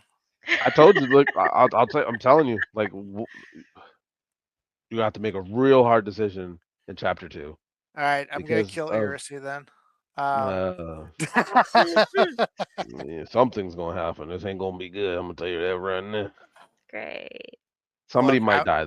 I'll tell you right now. Somebody might die this chapter. I'm not even gonna joke oh, because I'm not holding back in this one. And you guys really, well, not you guys, but people messed up pretty bad. I'm just So saying, I didn't kill no one. yeah, unfortunately, you didn't stop it either. But I mean, Irisy was too far up to really stop. I mean, was she though? You were 60 feet in the air. I mean, hey, look, Annabelle tried. Yeah, and Irisy didn't listen. Annabelle tried. Yep. Anyways, Annabelle also didn't hit nobody. Yep. In all fairness, but Yeah. what about you, Angel? Anything that you want to see it coming in the future? Hmm. I don't know. Like, I'm excited to see more of the like folklore stuff Yeah. and see how Crooked Moon explores all of that as we get farther Mm, in. I'm excited to see all of the fucked up monsters you're gonna throw at us. Uh, yeah, some pretty good ones in chapter 2, yeah, I'm and not excited to all get of them are more into. monsters. Yeah, I'm super excited to see like all of the different things. Yeah. I would Mhm. love more puzzles. Yeah. I love puzzles so Yeah. much. Hmm. By the way, And don't forget that everywhere has like collectibles defined too. Okay. ooh, yeah, Remember, you guys found the ghost train in the nursery. Oh yeah, yeah. Hmm. yeah. And I kind of want more opportunities where like Annabella can kind of flex some of the circus arts stuff Mhm. Hmm. because I think that'll be fun to lean more into. Yeah, I was thinking about that stuff too, actually, and I'm still trying to figure out a way to do it in chapter 2, but in Mhm. chapter like 3 going forward, you'll have some stuff to do. Hell yeah. Yeah, Mhm. Mm. because like part of her backstory and like part of her build is she was a circus performer. Like, Actually, you know what? I just thought of a way you can do it in chapter 2. Never mind, we're good. go. And you might be able to do it actually probably next session. Hmm. Yes. Hmm. But no, yeah, definitely. Puzzles, I'll definitely add to me because the campaign itself has its own puzzles, but I feel like it could have more for what it is. Yeah. Especially being folk horror, or it could have more like mythical kind of things where they Mm, can like, hey, maybe it's not coming into play now, but it'll come into play later. Like yeah. Yeah. which the tarot cards, it's kind of like its own kind of puzzle. That's why I brought that up today as well. Yeah. Um, but no, that's good to know at least, so that way we can go from there. I can make sure to Yeah. add some of that stuff in there too. Yeah. Um, How do you feel about how I'm doing you guys' storyline so far in the campaign? They're so good. Honestly, like you haven't really done anything that doesn't make sense for the characters. Mhm. Like you've taken care of all of our character stories, like actually taking into account like what we want for our characters, Mm-hmm. Mhm. and that's a big thing for me as a player and as well as a DM. Like as long as like the characters, like the story beats match up with what the characters are Mhm. doing, Mhm. then it's fine. It's Yeah. it just makes the collaboration like much better. Yeah. Yeah. Um, It helps that I and leave a lot of it in you guys' court too, and I yeah, set up Mm-hmm. scenes. mhm, So that way, like, I can just kind of go based off of like, okay, I can see where they're going with it, and then I can go on there and yeah, Yeah. go from there too. Yeah. I agree. Like I love how well we've been integrated into the world, like I said earlier, and I like how the story is unfolding. Like a big thing that I enjoy as a player is seeing how my character evolves over time. Yeah. Mm. And a big thing with Annabella is a big theme is like learning how to navigate life. mhm, And her life has not been easy, and there's been a Right. lot of things she's been trying to figure out. And Mhm. so it's cool to see these things kind of unfolding and figure out like, okay, how is she reacting to this in this moment? Mhm. How is she going to take it and grow from it? Right. Like, how is it informing how she interacts with other people? And I Right. love how you've like tied all of our characters together. Like, I love that you yeah, integrated Eben into our story. yeah. I really like that a Mhm. lot. Like, I think Yeah, it's really I cool think that that we was one of now my have that. favorite moments. Yeah. I think honestly, like one of my favorite moments, obviously besides the, you know, I give it my life for you, stuff like that. Mhm, And then obviously the Fang funny moments, was probably that moment with like, where, Eben and, Irisi go into Lucas's mind and Mhm. mhm. like literally like going through all of his like memories and then Well, seeing like it where was he Eben was. and Annabella. Irisi wasn't part of that. No, he was. She was. She wasn't the first Was it time around. Irisi? Remember? Remember because you were mad she was poking around in your Oh yeah, brain. you're right. You're Yeah. right. You're right. Yeah. So like that like that whole part though, like not Yeah, just the like Annabelle and Eben, like the Eben yeah, and the Irisi part was a part of that too, right? Because that started it, where like even Irisi got like some glimpses of what was going on in your Yeah. mind and like why you were stuck, and then you were like, wait a minute, why are you in my brain? And then like forced her out. yeah, Yeah. Like obviously I know they did detect thoughts and everything like that, but I was like, you know what, in this kind of a situation, let me kind of do something a little different. Technically, you're not in the normal universe, right? So let's yeah. change it. Let's change how it You're affects you, right? essentially in like purgatory, You were like essentially. a pocket dimension, basically, Yeah, yeah. And won't be the last time you're in a pocket dimension either. But Hey. great. and I was like, in that moment, by the way, that's when me and Jay decided that Eben's eyes have a special attribute to them because Mhm, I was trying to think of ways to integrate him into the story. And I was like, hey, literally while the ERC and Eben thing was going on, he was just like a watcher. I literally was texting him on the side, like, hey, how do you feel about this? How do you like that? He was like, ooh, he's like, I actually kind of do like that. Let's run with it. And then we ran with it. And that's where I was like, oh, you guys don't remember this, but Eben was actually a child when he met you guys.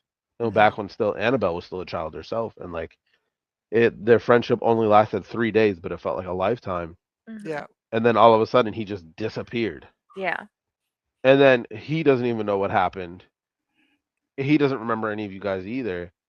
mhm, And then he ended up back in his hometown, which was completely destroyed Yeah. from whatever happened. And that's when his eyes disappeared, and he developed purple flames in his eyes, and that's why he wears mhm. the scarf around his head. And like that was something that I thought up literally on the spot. I was like, "Hey, I kind of want to get you into the story a little bit more. How do Yeah, you feel about this?" And he was like, "Yeah, that's fine. Let's do it." And then we did mhm, it. And then I thought like, okay, well, Lucas is in a coma. We're trying to bring him back. Let's implement it right then and there. Where it's like, okay, yeah, Annabelle's trying to wake him up. Eben's in there helping her, trying to navigate through all of this. So Annabelle got to see Mhm.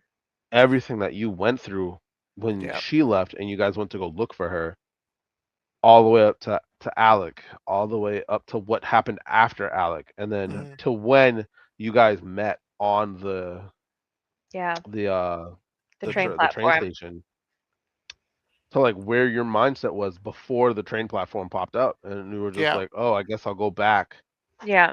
to where everything where I was happiest essentially, and like Yeah. that's when you was like, oh my god, and then like you immediately go from like the most depressed person in the world to like the pilot light in your like Yeah. heart lit back up and was like, oh my god, I have Mhm. something to live Mhm. for.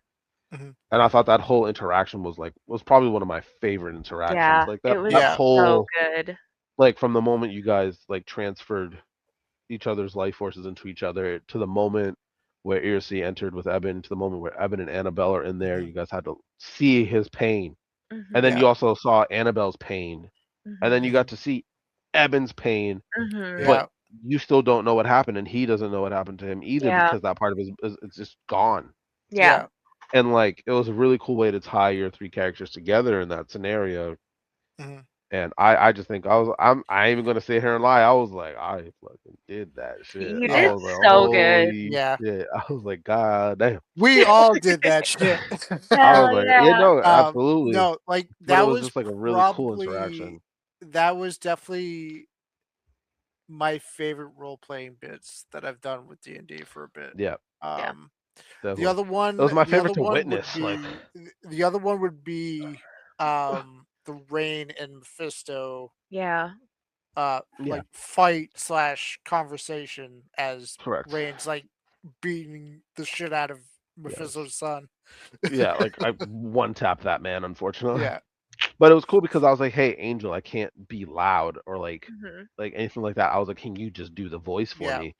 Because I wanted to get that emotion across that Yeah. she is not in the right mind right now, and Yeah. she Mhm. is pissed, and all she's seeing is red right now, and she Mhm. wants you to pay for it. So like, it was really really cool to like see that come to light too, Yeah. and I love that. But getting back on topic here, Yeah. Yeah. but We'll no, get like I into said, that with Curse of Strahd though. Yeah. exactly. But yeah, no, that was one of my like favorite moments of like a combination of like, oh man, this is really serious, but at the same time, like, dang, this is really emotional. Like Mhm. these Mhm. people, these characters, they like I think in that moment it was really, really realized like these characters that we created have substance. Yeah. Yes. Like they have lives, they Yeah. have experiences, and there's a sadness to all of it, but there's also a Mhm. goodness and a happiness that Mhm. connects you guys all Mhm. together too. And unfortunately, as you can tell, Eben is no longer that kid that you had fun with. Yeah. Mhm. And nobody understands why, not even himself. Mhm. And Mhm. he is like this character that me and him worked on. And like since the campaign is very folk horror, he's like your connection Mhm. to everything involving uh like the magics of the world, Mhm. but also the like negative energy of the world. Yeah. And Mhm. he's able to see and view that. And later on, he'll be actually able to wield it and control it and mend it how he Oh, wants to. that's cool.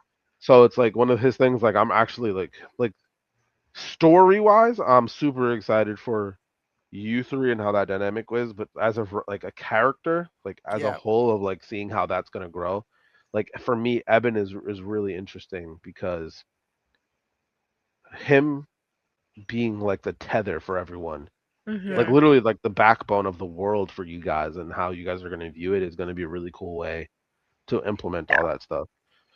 Um, and then obviously when I get more from Eben, I mean, excuse me, not Eben, excuse me, Draco, which he just gave Mhm. me some stuff that I'm gonna be implementing in soon for him, and I'm gonna Mhm. talk about some ideas. Also with Irisi, excuse me, Now you're good. whew, getting more idea. I'm sorry, Angel, forgive me. He's been like doing like these micro yawns this whole time, and I think the last one you did finally got to me. Yeah. Um, and I think like just how it's all going to play out for everyone as a whole, like Well, story wise, character that's the development thing wise. I'm with like super pumped for. go away, Alexa.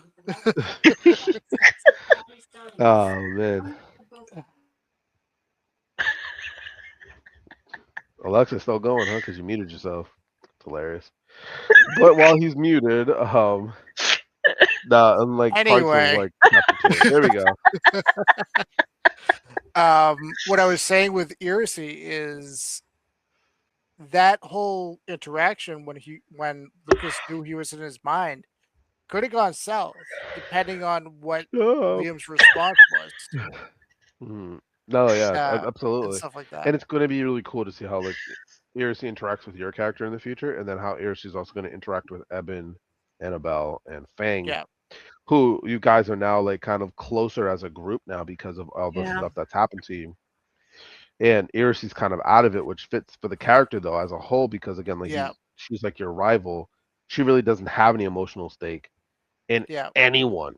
Like, Yeah. and Yeah. same thing with Draco. He doesn't have any emotional stake with anyone. Eben has emotional stake, at least to a degree, because of his childhood where he met you guys Mhm. yeah, and he built that kind of relationship in those couple of days. Fang is relying on Annabelle.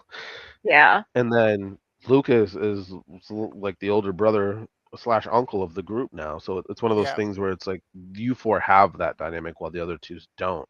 Mhm. mhm, And there's also other things that are happening that those like even Fang is a part of this. So like Fang, Irsay, and Draco are gonna blame some stuff that's happened to them in the past and that's happening now on Annabelle for future things that are gonna happen. Oh, And some of it will be Lucas's fault too. So it's like what? there's a lot of things that are gonna What? happen where it's like yeah, but then there's Lucas things is that like innocent. He's Evan will done no blame people wrong. on. So it's gonna be really, On really me? cool. Yes. A lot of future things are gonna On happen. me? Yes. What? Why on me? And I didn't do everything anything. is indirect. Bro, No, Everything's indirect. It's all you know situationally what? indirect I The didn't things do party. that'll happen. shit. You know what? So A the little party is tension gonna in the go through a party lot. isn't bad. It's gonna be a lot of tension. So it's I gonna be one of didn't those things do where you guys are shit. like cool right now, but later on, like there's gonna be tension. There's going to be questioning people's like morality. There's gonna be people like, can I really trust these people? Or like, hey, this happened to me because of people that they know. Mm, Like there's gonna be so much turmoil and conflict Mhm. between the group. It's gonna be interesting to see how you guys handle that and grow from it or fall Yeah. apart. look, I'm Just innocent, Your Honor. I haven't done a single thing. I mean, I unfortunately said the that is same true thing and with not the true. pumpkin head fight, but apparently that didn't help. But Doesn't matter. I am a good Everybody's poodle, guilty damn until it. proven innocent. You took a also, massive chunk out of so we're Draco's gonna neck. have a court Okay, episode like we Draco did knocked me for. out. Was it his fault though? I think not. Was it Kind my of fault that I took a chunk out of his neck? I think not. You rolled bad. Yes, it is. Bruh. Turnabout's fair play. But I got one more question for you guys. yeah. Um, well, excuse me, two more. But how is your character different from like when you initially created your characters? Lucas isn't depressed anymore. Valid. Honestly, I'm surprised with how quick I was able to change Yep. Lucas's personality with how quick I did. Mm-hmm. Um, because it's a complete 180 from how he started and stuff like that. Yeah. And I'm curious to see when his curse like develops more, how that's Mm-hmm. gonna change his personality even more. Right. Like, is Right. he gonna Because the separate curse himself? affects everyone differently Yeah. too.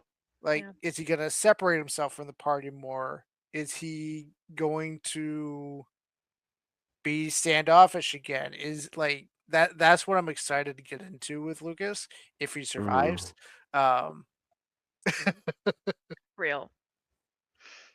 Yeah, I think for Annabella, like, I think at the start, she was a little more put together. Like, she had been gone for so long and Mm-hmm. she had kind of figured out, like, how how to be a person, like a functioning person.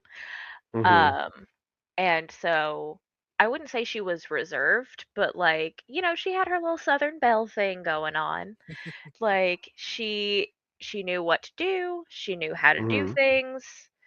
Um, she knew that like she had to be on her P's and Q's because she has a dependent. And now that all of these things have happened and things have kind of unfolded, I think she's kind of two minds. Like, I think the Hmm. split is almost getting worse. Yeah, it's like she's fracturing more and more. Yeah, because like she Like, has a sanity token right now. So that's playing into things. But it's also that mhm, like part of it is she's being thrown for a loop because her brother's back. And it's kind of mhm, putting her in this headspace where like I was I was the adult on mhm. my own. And now this person that I relied on for so long is here and I don't know how to handle it. And all of these things are happening and you're still not telling me what I need to know. Mhm. Mhm. So, like, And you killed him. uh-huh. I brought him back. Um but like it's just been thing after thing after thing and I think like Annabella's whole thing has been compartmentalization. Like we put it in a box, we put the box on the shelf, we deal with it when we have Mhm. the time. And I think all of these boxes are opening at once and Mhm. Yep. it's becoming very hard for her to handle Yep. Yep. things. Yep. So I think as we continue on through, season 2, it is going to be a lot of like frenetic energy. It's going to be a lot of Yep. her having to make these saving rolls of like, do I keep a lid on it or do I go crazy and Fang go crazy because we are linked now? Like, who is actually whose Funny that you say that. That's kind of all of season 2 for the most part is going to be is like your fractured minds. Whoever has Yeah. like if you have sanity tokens, your mind is even more fractured. So how you handle situations and how a lot of you are going to progress is going to be Mhm. completely different how you would have been if you didn't have a sanity token, right? Yeah. Mhm. So like it's going to be really interesting to see how broken I can make you guys Mhm. Yeah. while also seeing like the characters like, oh man, like it's breaking me. I can't handle this anymore. Like it's slowly starting to like you said, kind of like opening up all your boxes of trauma all at Yeah. once, or like Yeah. opening up this one and this one over here. Mhm. But then this one's kind of open, but I'm closing it, but I'm trying to keep it closed so that Mhm. way I'm not completely just gone.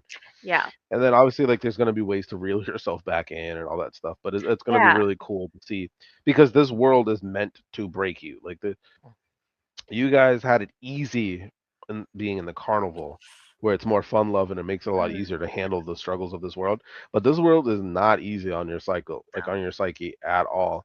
And like you guys are at the tip of the iceberg. You guys haven't Yeah. even gone into it yet. Like this is like the first episode, well, excuse me, season where you're really gonna get a glimpse of like how broken this world is and Mhm. how even the goodest of people, I know that's not a word, the goodest of people or the purest of heart Mm. can be corrupted and turned Mhm. into something crooked. Yeah. I'm See, so now you're excited. gonna do some bullshit with Alec now. I'm No, so not yet. excited. Maybe. What do you I don't mean know. yet? You don't know. We'll see what happens. You're definitely not seeing the last of Alex's ghost, spirit, uh, Okay, hallucination, whatever so that is. he's our Obi-Wan. Got it. Sure. Or maybe he's trying to kill you. You don't know. But Lucas will probably let it happen. it's sad, unfortunately, probably. But And but then no, that's Annabella kind of will like go where the world's gonna crazy go. even more. Yeah. Yeah. Yeah. She might end up being the final boss, guys. Sorry. Um, by the Well, way, that's Icewind Dale. any not even yeah. And this is one of those campaigns too, by the way, where any one of you could literally break and change sides. Like I just Mhm. want you all to be aware of that. Like that is a complete possibility in this campaign where Yeah. your fractured mind might not necessarily kill you, but might make you crazy enough to where Mhm. you end up switching sides and actually helping the evildoers do whatever they're trying to do, and Yeah. which obviously will also cause the party even more trauma. Yeah, But the cool thing about that is if that does happen, you get to reroll a character, and then I get to play that character how I want. Mm. yeah, yeah. That would be fun. Yes. So it's gonna be like one of those things where I'm telling like the purest this season, like I will not stress this enough. This season is really going to show you how someone can go the best way I can describe it from lawful good to immediately eat, or even you could say good, lawful, whatever the heck you want to say. The best version of someone's self to Yeah. immediately going to be chaotic evil really, really Wow. quickly without Amazing. Okay. any in between. Any in between. So it's like, be ready. Steal your character's minds as best you can. Have God bless your dice. Whatever you need to do. Look, I But mean, just, I've been rolling pretty good for the most I part. know. Yeah. Same. Except your sanity tokens and the tooth lost. I Okay. mean, Well, I only got one sanity token, and I haven't lost any teeth. But Look. you died. Look, it was for a good reason. it's It been was for a fine. good cause. We're doing great. Yeah. We kind of answered some of the other questions Yeah. for the most part that I had. But I guess the last one here really for this specific character, and we'll end it here after this question, but what was your process for creating this character? Like obviously we have different processes for characters we make, but how did you get into the mindset of for the characters that you guys created for this campaign? For me, I had never played a gunslinger before. Mhm. I wanted to try out the class. And then as I was building up the character and I was talking to Angel about it, I was like, would you be okay if like Lucas was like a bodyguard or something for the circus and stuff Mhm. like that? And then as I developed the character of Lucas and him being a fallen angel, falling in love with a man named Alec, and like it developed to being like, okay, what if we were like the caretakers of Annabella or something like that? Mhm. Um, and like, By the way, I have something I want to talk to you about after, like later. We'll talk about it though.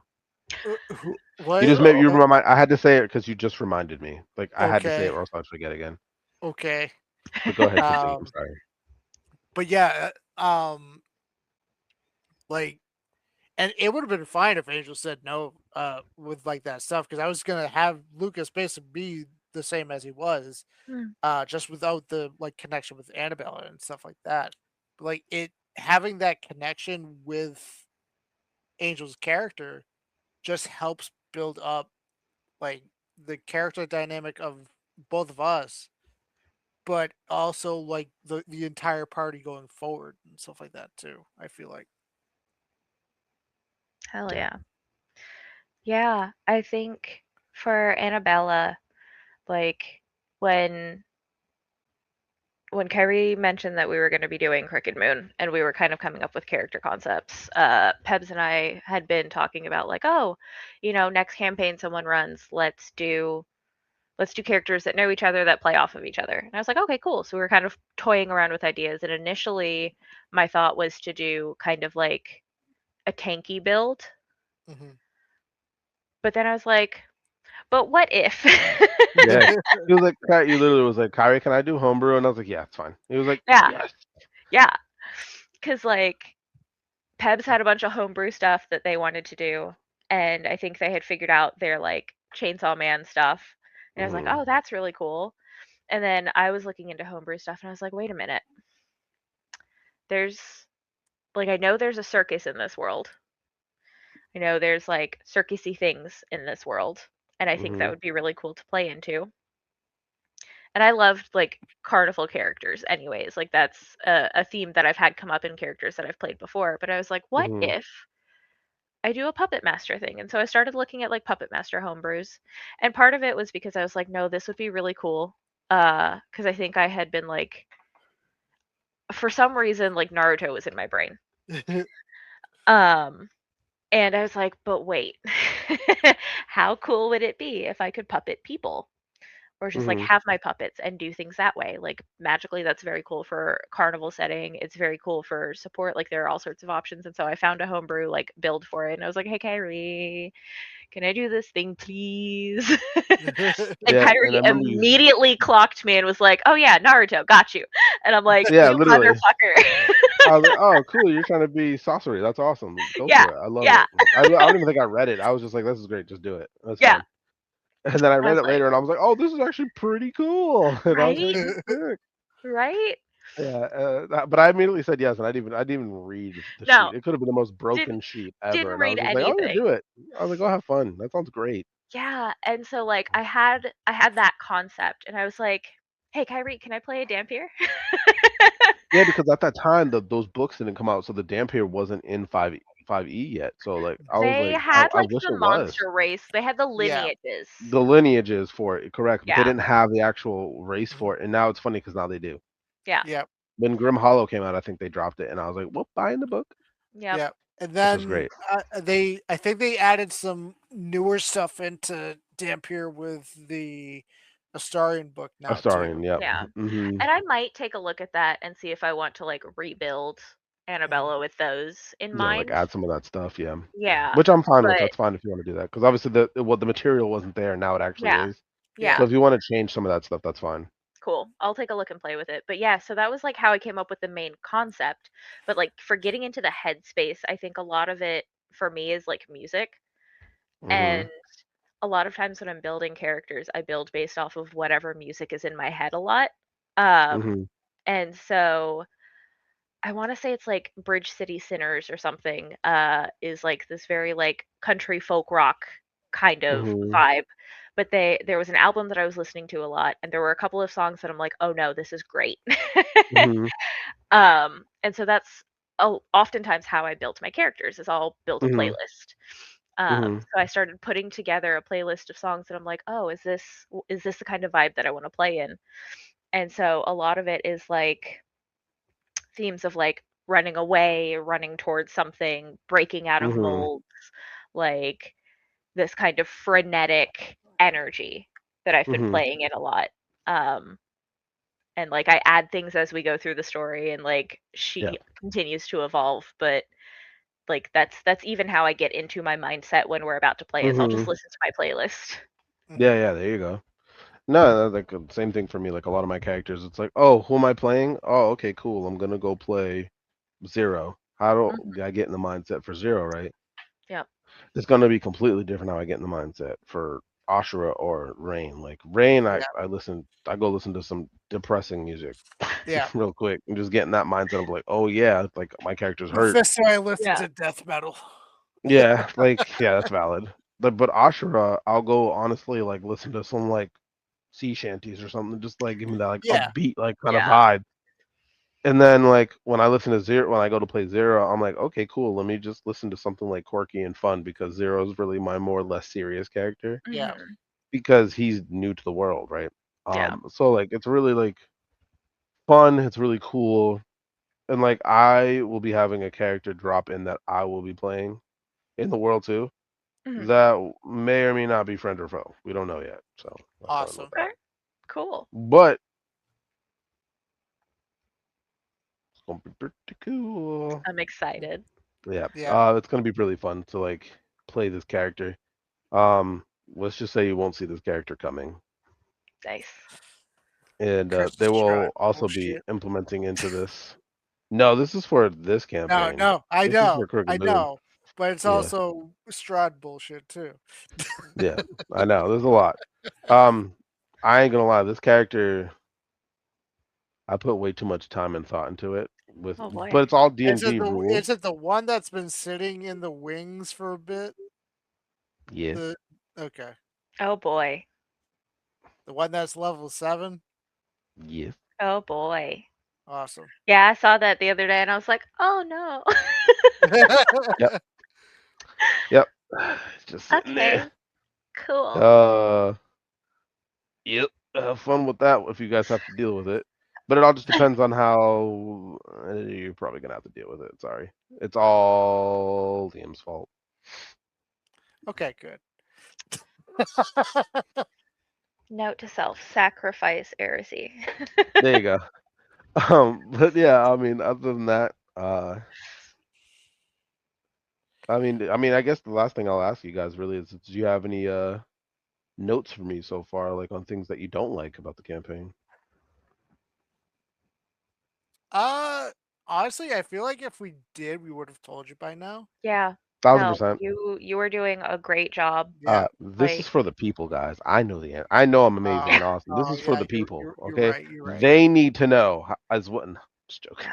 like, Well, I think I'm pretty critique myself pretty hard as it is. So like, I feel like, No. oh man, in this session, I'm like, oh man, I should have did this better, or I could have did this, or I could Well, have done it that, was also because after a the lot of it's like, fact.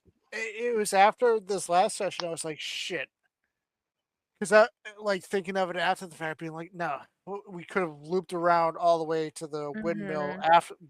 after the fact, and it's like, shit, we could have done that, but it's like we had to deal with what we had to do now, and you know hmm what?